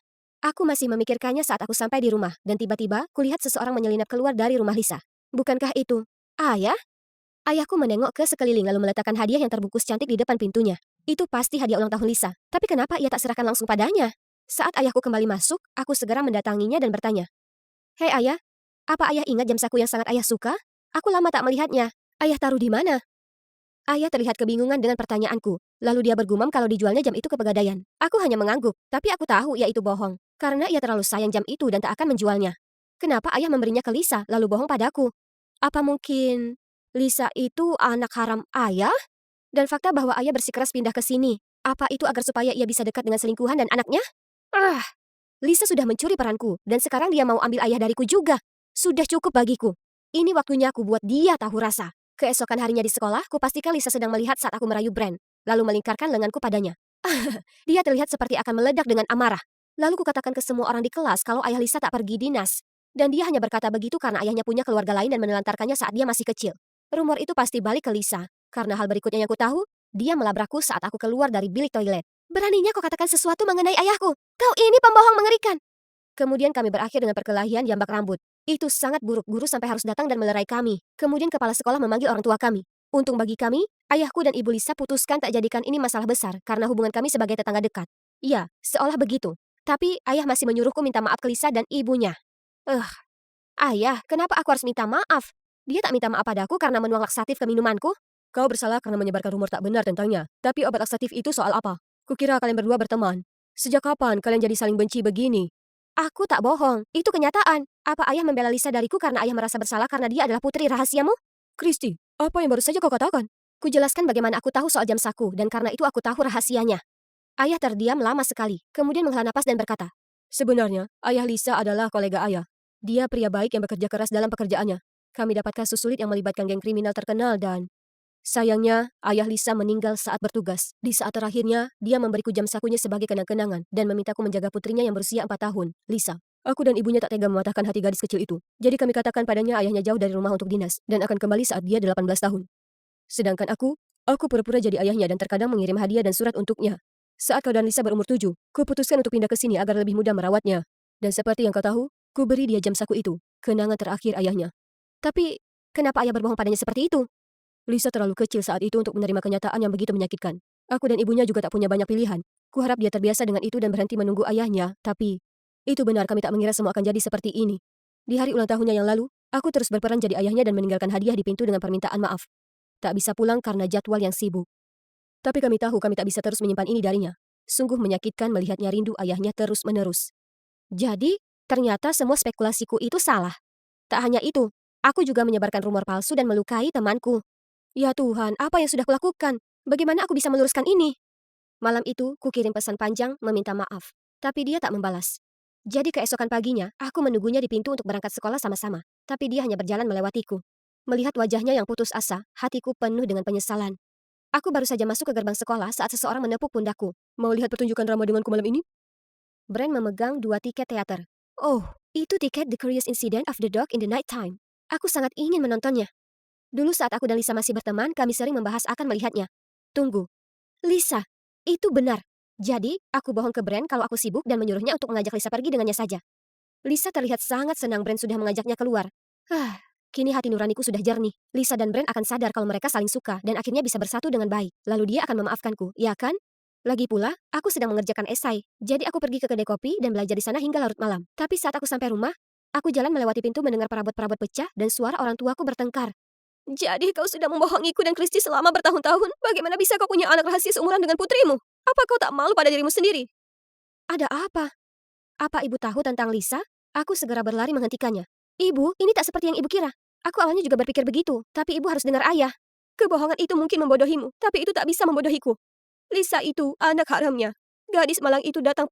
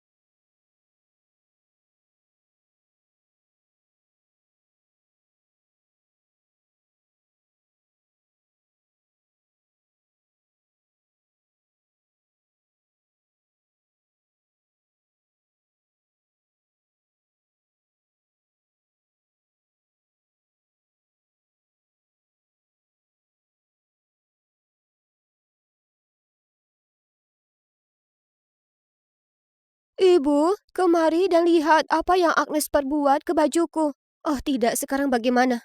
Lihat ini, Bu. Bajunya lecek. Ini semua salahmu. Ku bilang padamu kalau ini harus dicuci dengan tangan. Itu artinya gunakan tangan. Oh, jangan menangis, sayang. Aku akan membelikanmu yang baru. Kau bisa berikan itu ke Agnes. Sekarang ini milikmu. Baju baru. Senang kan? Apa bisa kita pergi sekarang, Bu? Kemudian kita makan pizza setelahnya. Aku sangat lelah dengan hidangan berkelas Agnes yang mewah. Tentu saja, sayang. Ya, Aku tahu itu. Pasti terlihat seperti adegan dalam Cinderella, ya kan? Hanya hal seperti itu terjadi sehari-hari di rumahku. Jika aku diadopsi, maka akan lebih mudah untuk paham kenapa ibuku lebih menyukai adikku dibandingkan aku. Tapi tidak. Aku juga merupakan anak kandungnya. Tumbuh bersama Jenna sebagai kakak perempuanku merupakan mimpi buruk. Dia selalu jadi anak emas, sementara aku diperlakukan seperti duri dalam daging. Jika ada yang rusak, maka aku yang disalahkan. Saat Jenna mencuri barang-barangku, maka ibu hanya berkata seharusnya aku tersanjung. Kemudian ada pesta ulang tahun. Selama bertahun-tahun Jenna mendapatkannya. Tema peri, pesulap, kebun binatang peliharaan, dan menara cupcake. Sedangkan aku, yang kudapat hanyalah kartu ucapan dan uang $20 lecek di dalamnya. Sama halnya dalam belajar. Jika dia memecahkan rekor nilai D dengan satu nilai C, ibu menghadiahinya perhiasan dan makeup. Aku, hanya satu C dari nilai A sempurna seperti biasa dan ibu akan berkata, "Oh, kenapa aku bahkan berharap terlalu tinggi?" Terkadang aku bertanya, apa semua keburukan ini karena Jenna selalu cantik dan populer? Dia pada dasarnya versi mini ibuku. Sementara sepertinya aku lebih tertutup, dan aku tak terlalu mirip ibuku. Bagaimanapun juga, meski tinggal di rumah yang penuh kegelapan dan ketidakadilan, aku masih punya hasratku sendiri, yaitu kuliner. Jujur, aku kecanduan acara masak di TV itu dan selalu berusaha cari cara mengikutinya. Impianku adalah untuk menjadi kepala chef di restoran bintang 5. Di sekolah, Jenna selalu mengabaikanku. Dia nongkrong dengan kelompok cewek yang semuanya terobsesi dengan hal yang sama dengannya, seperti make up, pakaian trendy, dan TikTok. Jenna memang berwajah menawan, jadi tak heran kalau cowok-cowok biasa mengurumuninya dengan harapan dapat perhatiannya. Ya sudah, lupakan Jenna, karena aku punya sahabatku, Ruth, di sini. Sis, aku bersumpah demi Tuhan, kalau aku jadi kau akan kurobek beberapa bajunya hanya supaya aku lega. Ide bagus.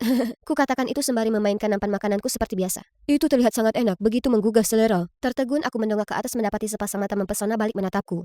Hai, aku Roy. Tanganmu begitu terampil sekali. Sebelum aku bisa berkata apa-apa, dia mengedip lalu berbalik menuju mejanya. Hampir saja, kalau tidak dia akan melihat wajahku yang memerah seperti tomat. Sepertinya seseorang masuk ke radar cowok seksi. Diamlah. Dia hanya bersikap ramah. Tapi tidak. Malam itu saat pulang, Roy memang mengirimiku pesan dan kami ngobrol panjang sekali. Dia bahkan mengajakku makan siang dengannya besok. Yeay! Ini sangat menarik. Aku masuk ke kantin, mendapati Roy sudah duduk menungguku. Tapi segera kulihat kelompok Jenna lewat dan hal terakhir yang kuinginkan adalah masalah dari kakakku yang jahat. Jadi sebenarnya aku berpikir untuk kabur. Tapi tepat di saat itu, Roy tersenyum lebar dan melambai padaku. OMG, lihat cowok seksi di sebelah sana melambai padamu, Jen. Seorang cewek memuji Jenna sebelum aku sempat membalas Roy. Jenna segera membetulkan rambutnya lalu tersenyum canggung padanya, tapi Roy jalan lurus melewatinya dan mendatangiku. Ini, untukmu. Sajian kelas atas apa yang kita punya hari ini? Aku tersenyum pada Roy dan tak punya pilihan kecuali duduk dengannya, mengabaikan tatapan geram Jenna. Terlepas dari situasi canggung Jenna, makan siang dengan Roy menakjubkan. Kami mulai sering nongkrong bareng setelahnya. Dia itu tampan, lucu, dan sangat mendukung impian kulinerku. Kemudian suatu hari, Roy memberiku cupcake dengan frosting hati di atasnya, lalu memintaku jadi pacarnya. Yippee, ini sangat mengasyikkan. Jadi tentu saja aku setuju hanya dengan syarat kami tetap menjaga hubungan kami rahasia. Aku tak pernah punya apapun yang jadi milikku sendiri sebelumnya, jadi jika ibu dan kakakku tak tahu soal kami, maka mereka tak bisa merusaknya. Jatuh cinta adalah hal yang magis. Aku sangat senang sekali dan bersemangat hidup sepanjang waktu. Bahkan melakukan tugas untuk ibu dan Jenna tak merusak suasana hatiku. Kukira kau hanya tertarik memasak. Jadi apa, sekarang kau juga suka mencuci?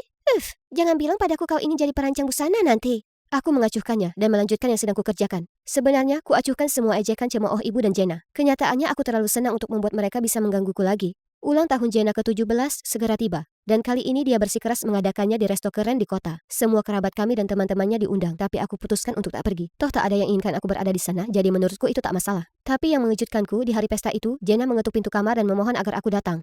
Tolong Agnes, aku ingin kau ada di sana di hari istimewaku. Pestanya tak akan sama tanpamu. Lalu dia memberiku tas dan pergi. Aku membukanya dan di dalamnya ada gaun yang paling cantik. Oke, jadi Jenna bersikap baik ini aneh, tapi aku harus akui rasanya menyenangkan merasa diinginkan sekali saja. Jadi sepertinya aku akan pergi ke pesta itu. Wow, pestanya luar biasa. Maksudku spanduknya, balon, booth khusus kado, menu yang hanya menyajikan makanan favorit Jenna. Aku menyesap minumanku merasa canggung ketika Jenna berpidato. Hai semuanya, terima kasih banyak sudah datang ke pesta ulang tahunku ke-17. Sekarang ada tamu spesial di sini yang ingin kuperkenalkan pada kalian semua. Ini pacarku yang baru, Roy. Aku menatap ngeri saat Roy muncul dari kerumunan dan membiarkan Jenna bergandengan tangan dengannya. Hah? Apa? Kenapa cowokku bersama kakakku? Aku melotot ke arahnya, tapi dia tak bisa balas tatapanku. Ini mengerikan, aku merasa aku tak bisa napas. Panik aku keluar untuk mendapat udara segar. Semua milikmu tak lama akan jadi milikku. Tak peduli seberapa pintar kamu menyembunyikannya. Aku berbalik melihat Jenna berdiri di sana, seringai lebar tersunging di wajahnya. Bagaimana bisa dia begitu tak tahu malu seperti ini? Aku mendorongnya dan pergi mencari ibu. Ia sedang berteriak ke pelayan untuk membawakan lebih banyak minuman. Aku naik menemuinya dan ceritakan semua yang Jenna lakukan dan betapa kecewanya aku. Astaga, berhentilah meributkannya. Jenna itu kakakmu, jadi berbahagialah saja untuknya. Lagi pula, Roy jauh lebih pantas dengannya daripada denganmu. Sudah cukup. Aku tak tahan dengan keluarga egois ini lagi. Aku pergi. Ya, pergilah, menghilang, seperti ayahmu yang tak berguna itu lakukan. Malam itu aku muncul di rumah Ruth dengan tas penuh barang-barangku dan wajah berkaca-kaca. Tapi aku tahu ini hanya bisa untuk sementara, jadi aku masih mencari-cari tempat lain untuk tinggal. Dan akhirnya aku melamar kerja sebagai kasir toko di pom bensin 24 jam. Ya, paling tidak aku punya tempat berlindung. Suatu malam seorang lelaki mabuk masuk ke dalam. Dia tak terlihat begitu baik. Tak ada yang bisa mencerahkan suasana hati seseorang lebih baik dari makanan lezat, kan? Toko sedang sepi, jadi ku ambil beberapa bahan tersedia dan menggunakannya untuk menyiapkan sajian yang tampak lezat untuknya. Terima kasih banyak anak manis, aku Kate. Kau punya bakat kuliner. Jika kau mau kesempatan yang lebih baik, datang dan temui aku. Sebelum aku bisa berterima kasih padanya, dia pergi. Kita lihat pemilik bar. Tapi aku belum cukup dewasa untuk bekerja di bar. Kuhabiskan sebulan berikutnya membagi antara sekolah dan kehidupan kerja. Dan ya ampun, ini melelahkan. Tapi saat kutanya gajiku, bosku tertawa di depan wajahku. Mengatakan kalau karena aku cuma 16 tahun, dia hanya bisa bayar jauh kurang dari jam kerjaku. Apa? Itu tak adil. Aku sudah kerja keras, bahkan kadang shift 12 jam. Tapi saat aku protes, dia mengancam melaporkanku mencuri makanan dari toko. Aku hanya ambil makanan yang sudah kadaluarsa yang toh sudah tak bisa dijual. Merasa kesal, aku langsung berhenti dan pergi. Aku berkeliaran di jalan selama beberapa saat. Kemudian mendapati diriku berdiri di depan bar pria itu. Ya sudah, aku tak punya tempat lain untuk dituju. Jadi aku melangkah masuk dan di sana ada Kit. Tapi, dia tampak begitu berbeda. Selain bar ini, aku juga memiliki restoran mewah di kota. Jika kau mau, aku ingin sekali melatihmu jadi chef di sana. Wah, ini menakjubkan sampai aku menangis bahagia. Agar aku bisa menginap di restoran, kukatakan padanya kalau orang tuaku sudah tiada dan aku kabur dari panti asuhan. Dan pria itu setuju tanpa bertanya padaku 2 kali. Waktu pun berlalu dan apa kalian tahu? Aku suka sekali kerja di restoran. Sedangkan Kate, ia sosok laki-laki berhati baik. Kami jadi dekat dan dia sudah seperti ayah bagiku. Kurasa kami adalah 2 orang kesepian yang saling membantu, jadi masuk akal jika dia meminta untuk mengadopsiku. Kemudian di suatu malam yang sibuk aku sedang mengantar makanan ke meja, tapi kemudian mendadak terhenti. Yang duduk di sana adalah Jenna dan Roy. Saat melihatku, Jenna mencibir. "Oh, kau kerja di sini? Sekarang itu menjelaskan kenapa makanan pembukaku rasanya menjijikkan." Roy tampak malu dan memohon padanya untuk diam, yang membuatnya makin menjadi-jadi. Lalu, melihat yang sedang terjadi, Alistair, supervisor restoran, datang membelaku. Tapi itu hanya membuat Jenna makin naik darah. "Bukankah pembeli adalah raja? Kenapa kau membela gadis bodoh itu?" Nona, ini adalah restoran berkelas. Tolong jaga sikap Anda. Agnes di sini bukan hanya chef handal, tapi juga putri dari pemilik yang menjadikannya bos saya. Jadi kurasa saya berhak membela atasan saya. Jenna memutar mata padaku, lalu berjalan pergi dengan marah, tak lupa menimpali. "Kau tunggu saja, Agnes." Kemudian melihat wajah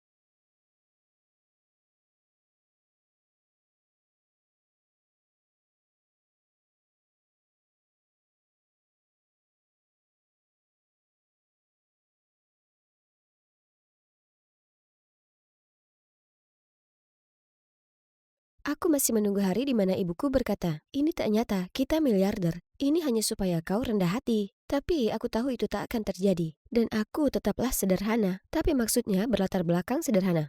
Hai, aku Edison dari Colorado. Sejak ayahku meninggal saat aku berusia 7 tahun, kami hidup miskin. Dan ibu marah setiap kali aku meminta uang padanya. Jadi pergi ke perkemahan musim panas yang mahal seperti ini sepertinya tidak masuk akal bagiku. Tiba-tiba, seseorang merebut selebaran dari tanganku. Itu Katie dan Candice, cewek-cewek jahat di sekolah. "Girls, apa kalian siap untuk trip ini? Rambut baru, kuku baru, baju baru, semua siap. Bagaimana denganmu, Eddie jelek?" "Ups, maaf, kami lupa kalau pecundang miskin sepertimu tak akan mampu ikut serta." Aku menahan air mataku saat mereka tertawa kemudian pergi. Edison, kau baik-baik saja? Jangan dengarkan mereka, aku bisa membantu. Menjauhlah dariku, Leila. Cewek kaya sepertimu tak akan pernah mengerti. Ku tepis tangannya dan berlari pergi. Kita lihat saja. Ibu sedang bersiap untuk shift malamnya dan sepertinya tidak sedang bad mood. Maksudku ini kesempatanku untuk bertanya.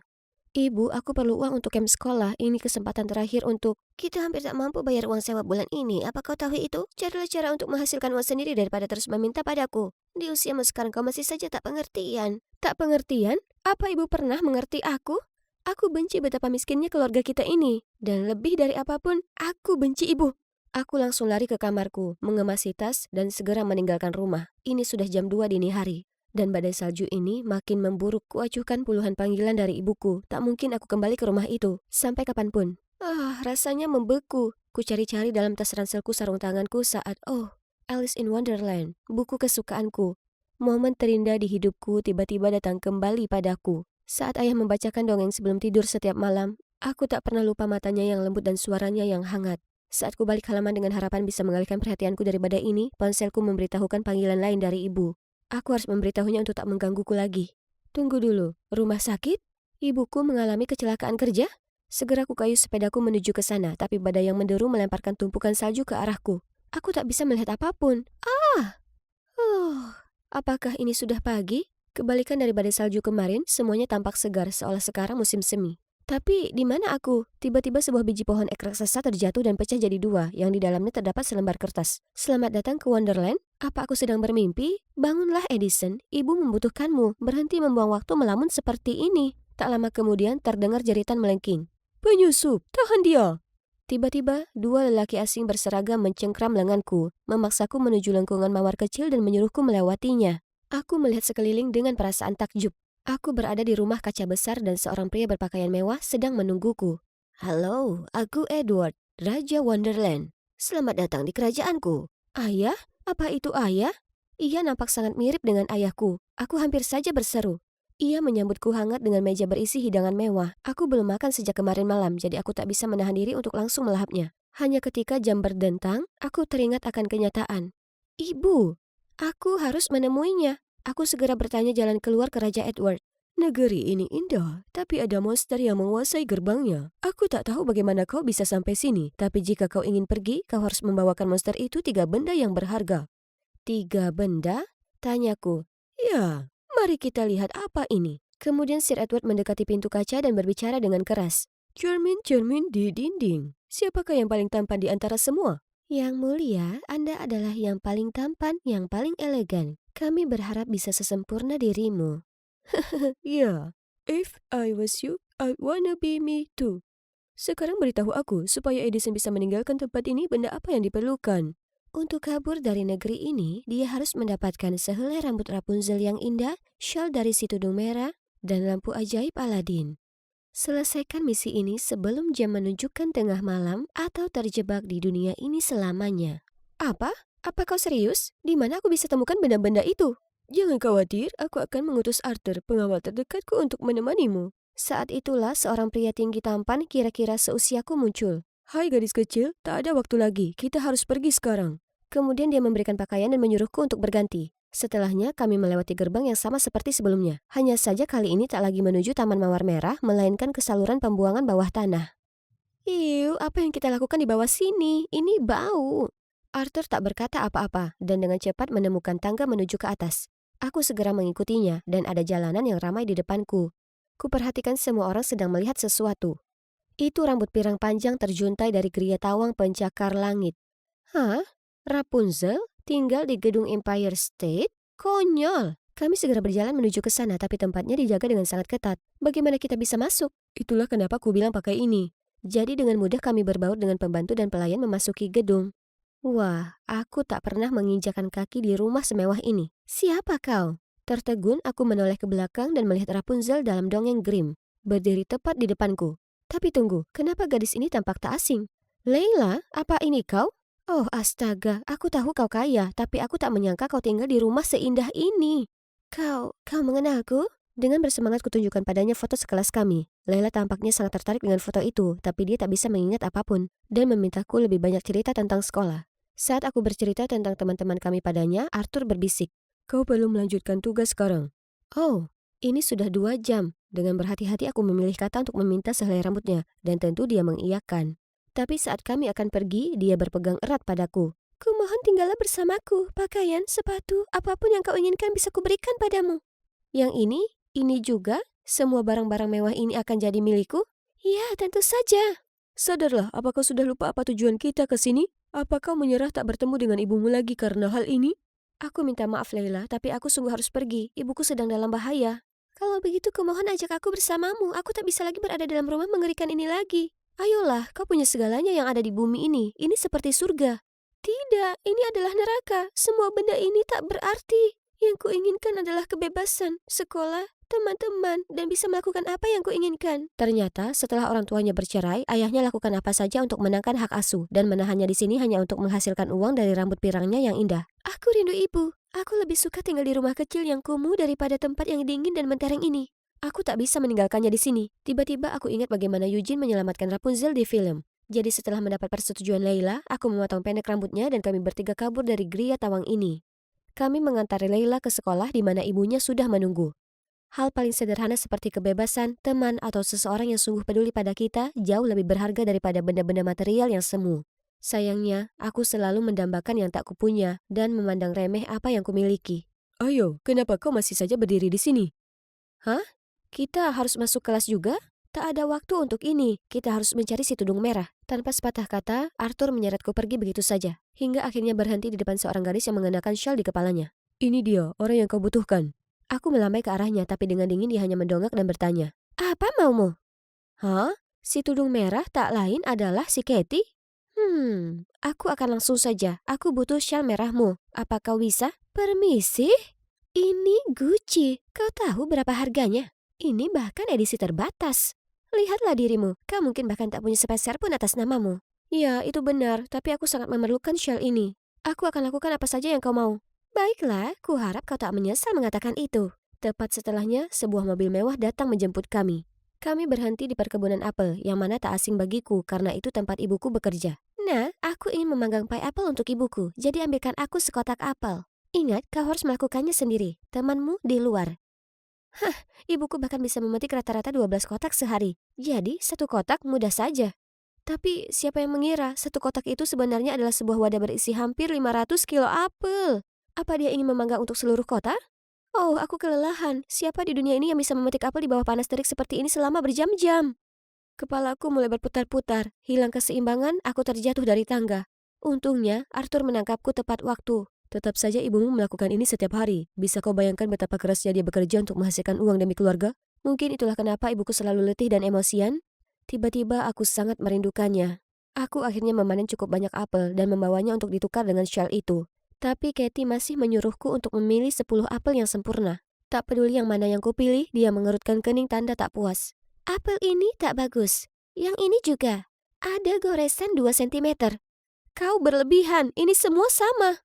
Tak mungkin, semua untuk ibuku harus yang terbaik. Dia sakit dan aku perlu pai apel yang sempurna untuknya. Kemudian Katie memberitahuku kalau saat ibunya hamil, dia sedang sakit. Dokter menyarankannya untuk menggugurkan kandungannya untuk keselamatannya, tapi dia menolak dan merisikokan nyawanya melahirkan Katie. Mendengar cerita itu, mataku secara alami berkaca-kaca. Kenapa sekarang? Apa kau lelah dengan pekerjaan kecil ini? Tidak, aku hanya sangat merindukan ibuku. Aku sangat ingin kembali padanya. Aku menyadari kalau bahkan Katie, cewek jahat tak berhati itu masih mencintai ibunya sebesar ini. Tapi semua yang kulakukan hanyalah meminta dan memohon-mohon pada ibuku. Aku anak yang buruk sekali. Jika kau sangat menyayangi ibumu, kau tahu harus bagaimana mulai sekarang. Bantu aku mengantar hadiah ini ke ibumu yang berjasa, oke? Dan ini, ambillah dan lengkapi misi itu. Akhirnya, kami sampai. Persinggahan terakhir adalah sebuah museum. Arthur berkata kalau ada ruang rahasia dengan lampu ajaib. Tapi mendapatkan kunci ke ruangan itu sudah cukup merepotkan. Laser keamanan tersebar di mana-mana, jadi kami masuk melalui sistem ventilasi.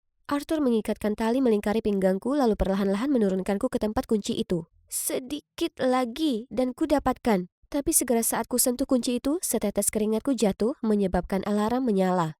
Para penjaga segera masuk dari pintu, tapi untungnya Arthur menarikku tepat waktu. Kami berhasil keluar dari sistem ventilasi, tapi tempat ini seperti labirin, lalu Arthur menarikku sembunyi di balik dinding. Sedikit demi sedikit, wajahnya kian mendekat ke wajahku dan jantungku berdegup kencang.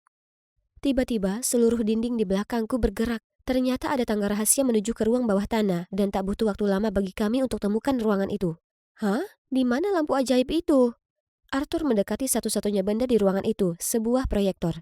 Dia menyalakannya, lalu pada dinding putih muncul gambar ibuku yang lelah setelah sepanjang hari bekerja. Tapi begitu pulang ke rumah, dia masih datang memeriksa apa aku tidur nyenyak. Gambaran dirinya yang bangun lebih awal untuk menyiapkan sarapan kesukaanku. Di atas segalanya, dia sesungguhnya tahu mengenai trip camping itu dan berusaha bekerja lembur supaya aku bisa ikut. Waktu menipis, kau harus segera kembali dan menyerahkan benda-benda ini. Aku berusaha kembali tenang dan dengan cepat menyeka air mataku lalu pergi dengan Arthur. Aku akan segera kembali bersama ibuku. Aku akan kembali, tolong bawa aku ke gerbang. Tiba-tiba, bunyi berdentang membuatku terpaku. Aku minta maaf, tapi waktunya habis. Kau sudah gagal dalam misi ini. Tapi kenapa khawatir? Tak terlalu buruk berada di sini. Kau akan punya segala yang kau inginkan. Dengan cara apapun, tolong antar aku ke monster itu. Aku tak butuh yang lainnya. Aku hanya ingin bersama dengan ibuku. Aku telah bersikap abai selama ini. Aku tak bisa meninggalkannya saat ia sangat membutuhkanku.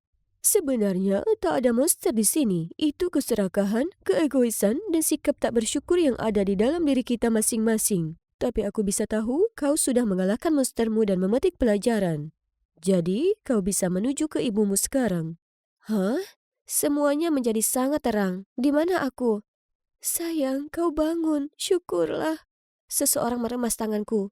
Itu adalah ibu. Ibu memberitahuku bagaimana dia pingsan di tempat kerja karena terlalu lelah. Kemudian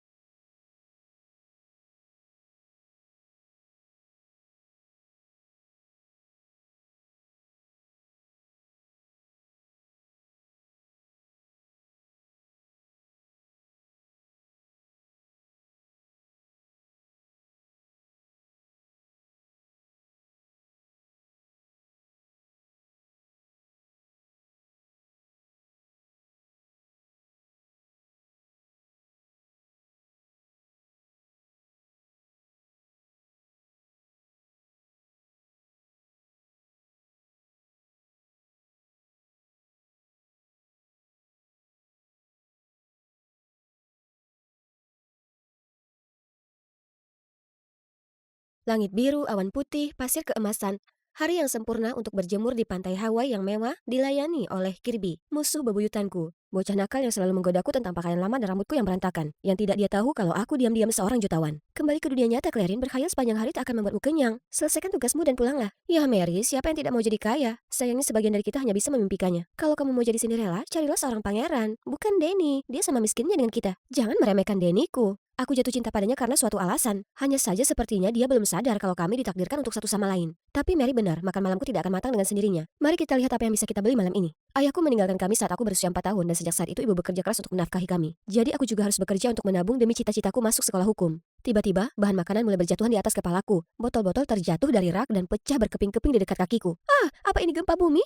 Aku membungkuk dan berdoa sampai ini berhenti. Syukurlah tidak ada yang terluka, tapi ya ampun, ini benar-benar membuat kekacauan. Warren, sang pemilik toko, tampak bingung. Tempat ini adalah satu-satunya yang ia punya. Aku membantunya membersihkan dan meletakkan barang-barang yang tidak rusak kembali ke rak. Sebelum kamu pergi, tolong terima ini sebagai tanda terima kasihku. Kuharap ini membawa keberuntungan. Tiket lotre? Aku tidak tahu cara memainkannya. Akan kutunjukkan, ini sederhana. Setiap tiket memiliki serangkaian nomor unik. Tinggal periksa hasilnya di TV malam ini dan lihat apakah nomornya cocok. Mari kita lihat. Nomormu adalah 15, 26, 14, 48, 07, 23. Hei, itu nomor-nomor keberuntungan yang ada di pikiranku sepanjang hari. Aku mau tiket itu. Kirby, berhentilah mencampuri urusanku. Bisa tidak? Maaf, Nona, itu tiket terakhir hari ini dan sudah kuberikan pada Clarin. Kalau gitu aku beli, ini $2, berikan padaku. Mimpi saja. Aku sebenarnya tidak peduli dengan tiket ini, tapi aku tidak akan membiarkannya mendapatkan apa yang dia mau. Dan pastinya dia tidak akan meninggalkanku begitu saja. Bagaimana kalau $10 itu sangat berharga untuk orang sepertimu? Tidak, terima kasih. Aku lebih suka memenangkan jutaan dolar dan menjadikanmu pelayanku. Lihat, kamu tidak akan pernah mendapatkan apapun dariku. Baik tiket ini atau Danny, menyerahlah. Baiklah, aku boleh melewatkan tiket bodoh ini, tapi Danny tidak akan pernah. Mengapa kita selalu bertengkar? Kalian bertanya? Ya, kami berdua bersaing untuk mendapatkan hati Danny. Pemain tenis luar biasa dan Adonis yang misterius. Sebenarnya kupikir aku lebih beruntung karena kami bekerja paruh waktu di restoran yang sama.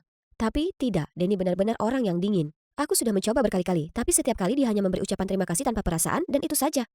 Andai saja aku bisa membangun lapangan tenis untuknya, mungkin dia akan mengubah sikapnya. Tapi itu mustahil bagi gadis miskin sepertiku, kecuali aku entah bagaimana memenangkan hadiah besar. Angka keberuntungan hari ini adalah 48, 07, 15. Haruskah aku tambahkan memenangkan lotre ke daftar khayalanku? 26, 14. Apa cuma aku atau angka-angka itu terdengar familiar? Tidak mungkin, itu tidak mungkin. Dan mega bolanya adalah 23. Sekarang jika tiket Anda memiliki keenam angka tersebut, Anda memenangkan lebih dari 20 juta dolar. Mainkan terus. Sepertinya aku baru saja menjadi jutawan. Tuhan telah menjawab doaku. Apa? Kirby juga ada di sini? Tiketnya benar-benar kena. Aku buru-buru ke sana untuk mengais-ngais sampah dan... ini dia. Itu punyaku. Ngaku-ngaku. Ayo tanya Warren siapa pemilik tiket ini. Cerdas, lalu memberikan sepertiga hadiahnya? Apa kamu benar-benar mengira dia tak minta bagian? Benar juga. Oke, lepaskan dan aku akan memberimu bagian 30%. Pembagian yang bagus, tapi 30% itu pas untukmu. Aku akan mengambil 70% dan Danny. Oh, begitu caramu ingin bermain? Baiklah, bagaimana kalau siapapun yang memenangkan hati Danny mendapatkan 70%? Sepakat. Jadi kami sepakat untuk menyembunyikan tiket lotre di dalam peti dengan 2 kunci. Masing-masing dari kami menyimpan 1 kunci. Lalu kami menguburnya di semak-semak sekolah. Sepertinya perlombaan rahasia di antara kami dimulai sekarang. Kirby tidak membuang waktu dan membawakan Danny makan siang paling meriah. Tapi Danny tetap bersikap dingin dan nyaris tak mengenalinya. Sepertinya aku butuh pendekatan yang lebih halus. Jadi aku minta Mary mengatur permainan membentuk tim di antara staf restoran. Dan kami semua harus menjawab pertanyaan yang sama untuk memahami satu sama lain. Oh lihat, dia suka menonton Star Trek, mendengarkan Sam Smith dan membaca Harry Potter. Sama sepertiku. Oh Danny, sudah kubilang kita ditakdirkan untuk menjadi pasangan. Pertanyaan berikutnya, apa kunci untuk mempertahankan hubungan jangka panjang? Di sana jawaban pertama kita. Perasaan? Ayolah Danny, bersikaplah realistis. Apa gunanya perasaan kalau kamu bahkan tidak mampu pergi berkencan? Orang miskin juga bisa bahagia dalam cinta, tapi kurasa orang yang pragmatis sepertimu tidak bisa. Tidak, dia salah paham dengan maksudku. Setelah itu, dia benar-benar mengabaikanku. Lebih buruknya, si aneh Kirby tidak pernah meninggalkannya sendirian. Dia bahkan mengajak seluruh tim pemandu sorak untuk melakukan rutinitas konyol ini saat dia bermain. Siapa yang bersorak di lapangan tenis? Dia bertindak besar-besaran, jadi aku harus meningkatkan permainanku. Saatnya menghabiskan tabungan kuliahku. Aku menghabiskan waktu seharian di mall untuk membelikannya hadiah dan merubah penampilanku. Ini adalah pertama kalinya dalam hidupku menghabiskan uang hasil jerih payahku tanpa mempertimbangkan harganya. Rasanya sangat menyenangkan, tapi di saat yang sama agak buruk. Tapi aku bisa menebusnya dengan uang lotre begitu aku mendapatkan hati Danny. Lihat, aku melihat jam tangan ini dan langsung teringat padamu. Aku bahkan bertemu dengan seorang pemain tenis profesional di mall. Bisakah kamu percaya? Dan dia bilang kalau raket ini adalah yang terbaik. Bagaimana menurutmu? Kamu gila, ini harganya jutaan. Kenapa kamu melakukan ini? Itu bukan reaksi yang kuharapkan, tapi aku menyukaimu, Danny. Aku tidak cukup berani untuk bilang karena aku tidak punya apa-apa. Tapi sebentar lagi hidupku akan berubah dan aku bisa memberikan segala. Aku tidak butuh barang-barang itu. Kamu sangat boros dan dangkal. Kamu pikir uang bisa membeli apa saja, termasuk perasaan? Mengapa dia begitu marah padaku? Aku mengira dia pasti menyadari kalau aku sudah bekerja keras untuk semua ini dan bahkan membuat diriku terlihat lebih cantik untuknya. Oke, dia mungkin tidak suka hadiah-hadiahku. Tapi sebegitu burukkah aku ingin sedikit bermurah hati pada diriku sendiri karena punya uang? Keadaan semakin memburuk saat aku tiba di tempat kerja dan melihat Kirby memesan seluruh restoran agar Danny dapat beristirahat dan menikmati makan malam bersamanya. Baiklah, kamu menang, Kirby. Aku menyerah. Tidak ada. Pada dasarnya tidak ada yang berjalan sesuai keinginanku, keberuntunganku, uangku, priaku. Sekarang aku rela dengan hanya 30% yang Tuhan berikan padaku. Aku berhenti mengejar siapapun. Hanya teman-teman kucing liar yang mengerti aku. Muffin, brownies, Oreo. Tunggu, di mana cupcake? Sedang mencarinya? Lepaskan dia. Gadis boros dan dangkal ini harus memastikan dia tidak kelaparan. Jadi kamu yang memberi makan mereka setiap hari. Kenapa kamu peduli? Kembali saja ke kencanmu dengan Kirby. Aku hanya materialis yang berpikir uang bisa menyelesaikan segalanya. Aku minta maaf atas sikapku tadi. Itu karena di rumah aku dikelilingi oleh orang-orang yang hanya memikirkan uang. Jadi aku benci cara hidup seperti itu. Kenapa kamu bicara seolah-olah kamu berasal dari keluarga kaya? Ya semacam itu. Orang tuaku adalah presiden Sunland Corp. Apa? Perusahaan furniture terbesar di kota ini? Tak bisa dipercaya. Jadi kenapa kamu bekerja paruh waktu di restoran? Aku ingin mencari uang sendiri. Hidup mandiri lebih cocok untukku. Kamu sangat konyol. Mengapa harus berjuang jika tidak perlu? Kalau aku jadi kamu, hidupku akan sangat berbeda. Aku akan memastikan bahwa ibuku tidak perlu bekerja sepanjang waktu untuk memenuhi kebutuhan hidup. Aku bahkan bisa masuk ke sekolah hukum mahal manapun yang aku mau dan merawat semua kucing dan anjing liar yang kutemui. Anehnya, kali ini Danny tidak menatapku dengan mata bosan seperti sebelumnya. Malah, dia mendengarkan dengan sabar dan memberiku senyuman termanis yang pernah kulihat. Tapi bukan cinta. Itu satu hal yang tak bisa dibeli dengan uang. Bagaimana dengan Kirby? Apa ada sikapnya yang membuatmu terkesan? Aku lebih suka kucing-kucingnya. Percakapan kami telah memastikan bahwa masih ada kesempatan untukku. Satu-satunya keunggulan Kirby di atasku adalah uang. Tapi Danny tidak peduli tentang itu. Apakah itu murid baru? Sepertinya Danny baru saja menemukan lawan yang sepadan. Dia Finn. Lihat caranya tersenyum setiap kali lawannya berhasil mengejar poin. Tunggu, apakah kamu baru saja menyebut Danny sebagai lawan seseorang? Ada yang punya gebetan baru. Siapa? Jangan bicara omong kosong. Saat itu juga sebuah bola meluncur ke arah kami. Dan astaga, Finn menangkapnya hanya beberapa inci dari wajah Kirby. Kamu tidak apa-apa? Dia baik-baik saja, wajahnya selalu memerah. Tidak ada hubungannya dengan bola. Kirby sangat malu sampai-sampai dia lari. Sepertinya perlombaan kami berubah arah. Namun yang mengejutkan, Finn menoleh padaku dan meminta nomorku. Hah? Apakah pesonaku begitu bersinar? Semua orang tahu aku menyukai Danny, tapi dia sangat misterius. Mungkin aku bisa menggunakan Finn sebagai kartu terakhir untuk membuat Danny cemburu dan memancing Kirby untuk menyerah. Betapa jeniusnya aku. Kemudian selama beberapa hari berikutnya, setiap kali Danny berada di dekatku, aku menggoda Finn dan memastikan Kirby melihat kami. Suatu hari aku membuat alasan untuk meminjam ponsel Finn lalu diam-diam menggunakannya untuk mengirim pesan pada Danny untuk membangkitkan rasa cemburunya. Kalau kamu tidak menyukai Killerin, biarkan aku bermain dengan gadis lugu itu sebentar. Dan Kirby juga perlu dorongan untuk mengakui perasaannya juga, kan? Sebenarnya aku menyukaimu. Melihat ke dalam matamu, aku tahu kamu juga memiliki perasaan untukku. Jadi, dan akhirnya aku mengatur kencan untuk mereka di lapangan tenis malam ini pukul 8. Kalau Danny tidak ingin aku terluka dan Kirby tidak ingin melewatkan cinta sejatinya, mereka akan datang. Lalu aku menutupi jejakku, memblokir nomor mereka berdua dan mengembalikan ponselnya. Terima kasih banyak. Apa kamu kosong malam ini? Datanglah ke lapangan tenis. Ada hal penting yang ingin kukatakan padamu. Ya Tuhan, Finn terlihat seperti baru saja memenangkan Wimbledon. Malam itu Finn datang lebih awal dan sangat bersemangat. Mari kita lihat siapa yang akan membuka tirai. Ah, itu Kirby. Ah, Finn, kamu membuatku luluh. Tapi mengakui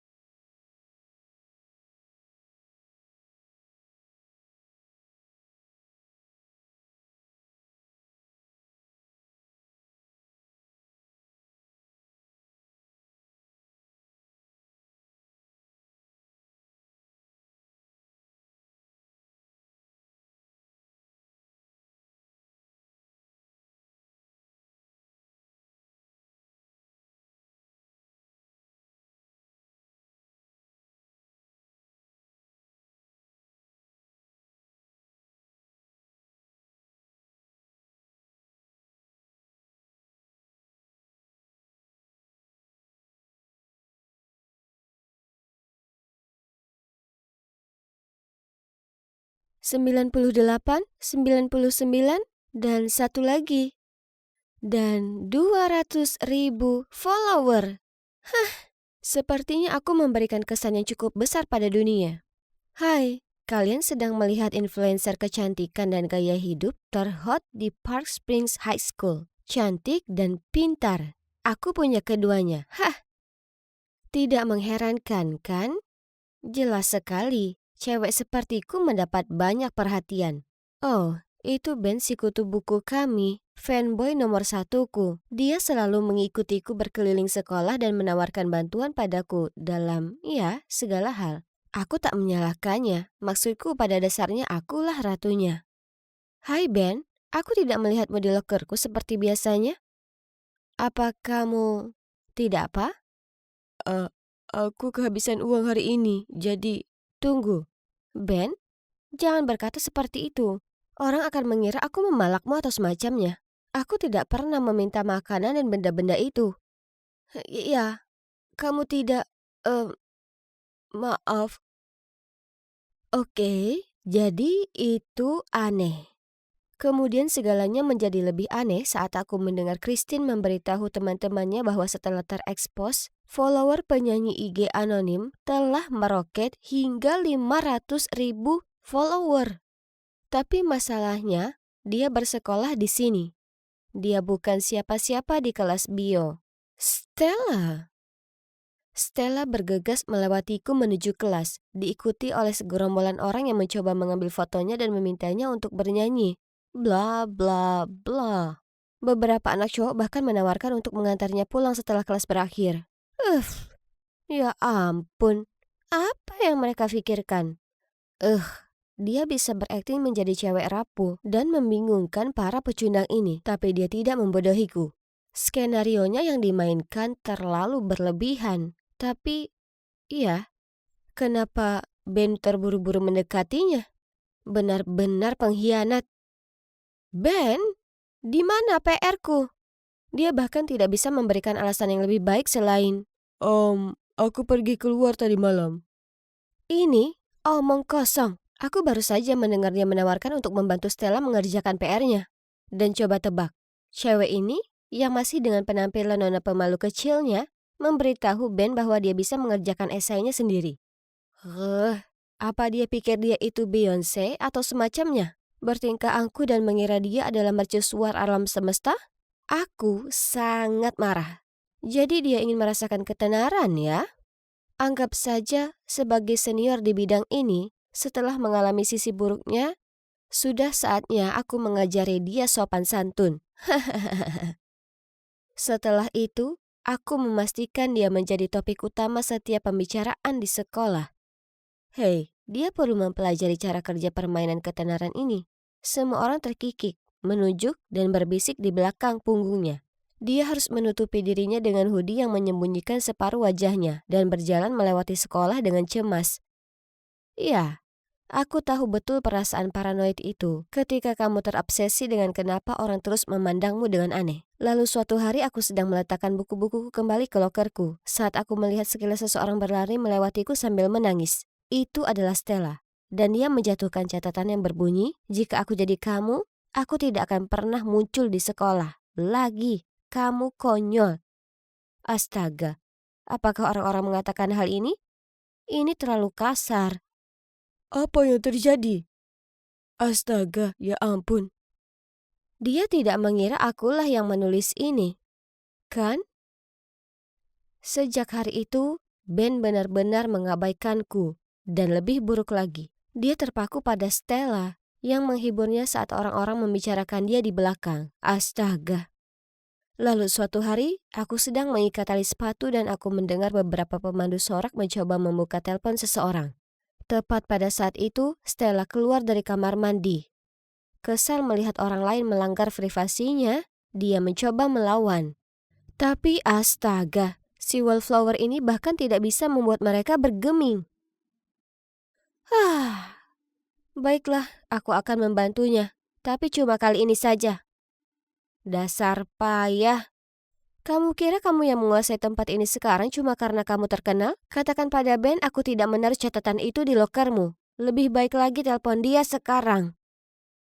Oh, ayolah. Lari saja ke bangku penonton dan beritahu si kutu buku itu. Pergi. Apa yang kalian lihat?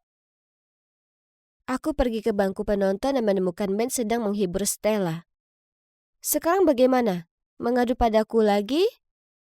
Sebenarnya, Stella baru saja memberitahuku kalau bukan kamu menulis surat itu.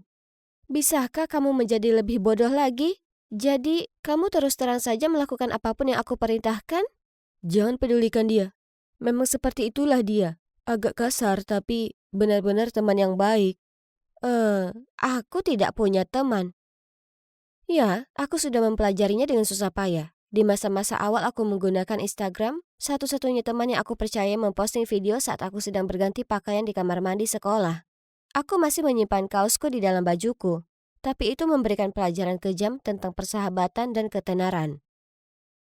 Saat kamu terkenal, orang akan selalu menginginkan sesuatu darimu. Kamu tidak bisa percaya siapapun. Kamu mendengarkanku? Stella. Siapa itu? Liam, teman Stella dari klub musik. Mereka terlihat serasi bersama ya kan? Apa? Apakah kamu iri padanya atau apa? Untuk cewek konyol itu? Ben tidak berkata apa-apa, hanya menatap mereka dengan tatapan kosong. Hah? Dia tidak pernah menatapku seperti itu lagi. Sekarang aku bukan lagi ratu Instagram. itu berarti aku bukan lagi ratunya. Memang benar tidak ada orang yang bisa kupercaya. Beberapa hari kemudian, ada pertandingan rugby besar. Kami melawan sekolah saingan kami di final. Dan Stella menyanyikan lagu kebangsaan. Bahkan wali kota dan stasiun TV lokal pun muncul. Gila, Ben adalah bagian dari tim Evie. Jadi ketika beberapa cowok memberitahuku Ben ingin bicara denganku, aku pergi ke ruang Evie untuk menemukannya. Apa yang ingin dia bicarakan? Semoga saja tidak ada kaitannya dengan Stella. Tapi sesampainya di sana, tidak ada seorang pun di sekitar. Tepat pada saat itu, layar memperlihatkan Stella naik ke podium bersiap bernyanyi. Namun alih-alih melodi yang menenangkan, serangkaian suara aneh yang terdistorsi keluar dari mikrofonnya. Apa yang sedang terjadi? Apa yang kamu lakukan di sini? Ashley. Dia mendorongku ke samping dan buru-buru memperbaiki sound system. Dan semenit kemudian, keadaan kembali normal dan Stella dapat memulai kembali lagunya. Ben menatapku dengan pandangan menuduh, lalu menyeretku ke belakang bangku penonton, di mana kami bertemu dengan Stella dan Liam. Lalu Ben memberitahunya bahwa aku telah mengacaukan mikrofonnya. Bagaimana bisa dia mengira aku mampu melakukan hal sejahat itu? Sementara itu, orang Liam ini turun tangan dengan mengatakan bahwa itu mungkin kesalahan teknis. Ya, terserahlah, aku mau pergi. Tapi Liam menyusulku. Aneh, bukankah dia dan Stella punya perasaan? Ia langsung membantahnya dan mengatakan mereka hanya kenalan dari klub musik. Tapi kamu, aku sudah lama ingin lebih dekat denganmu.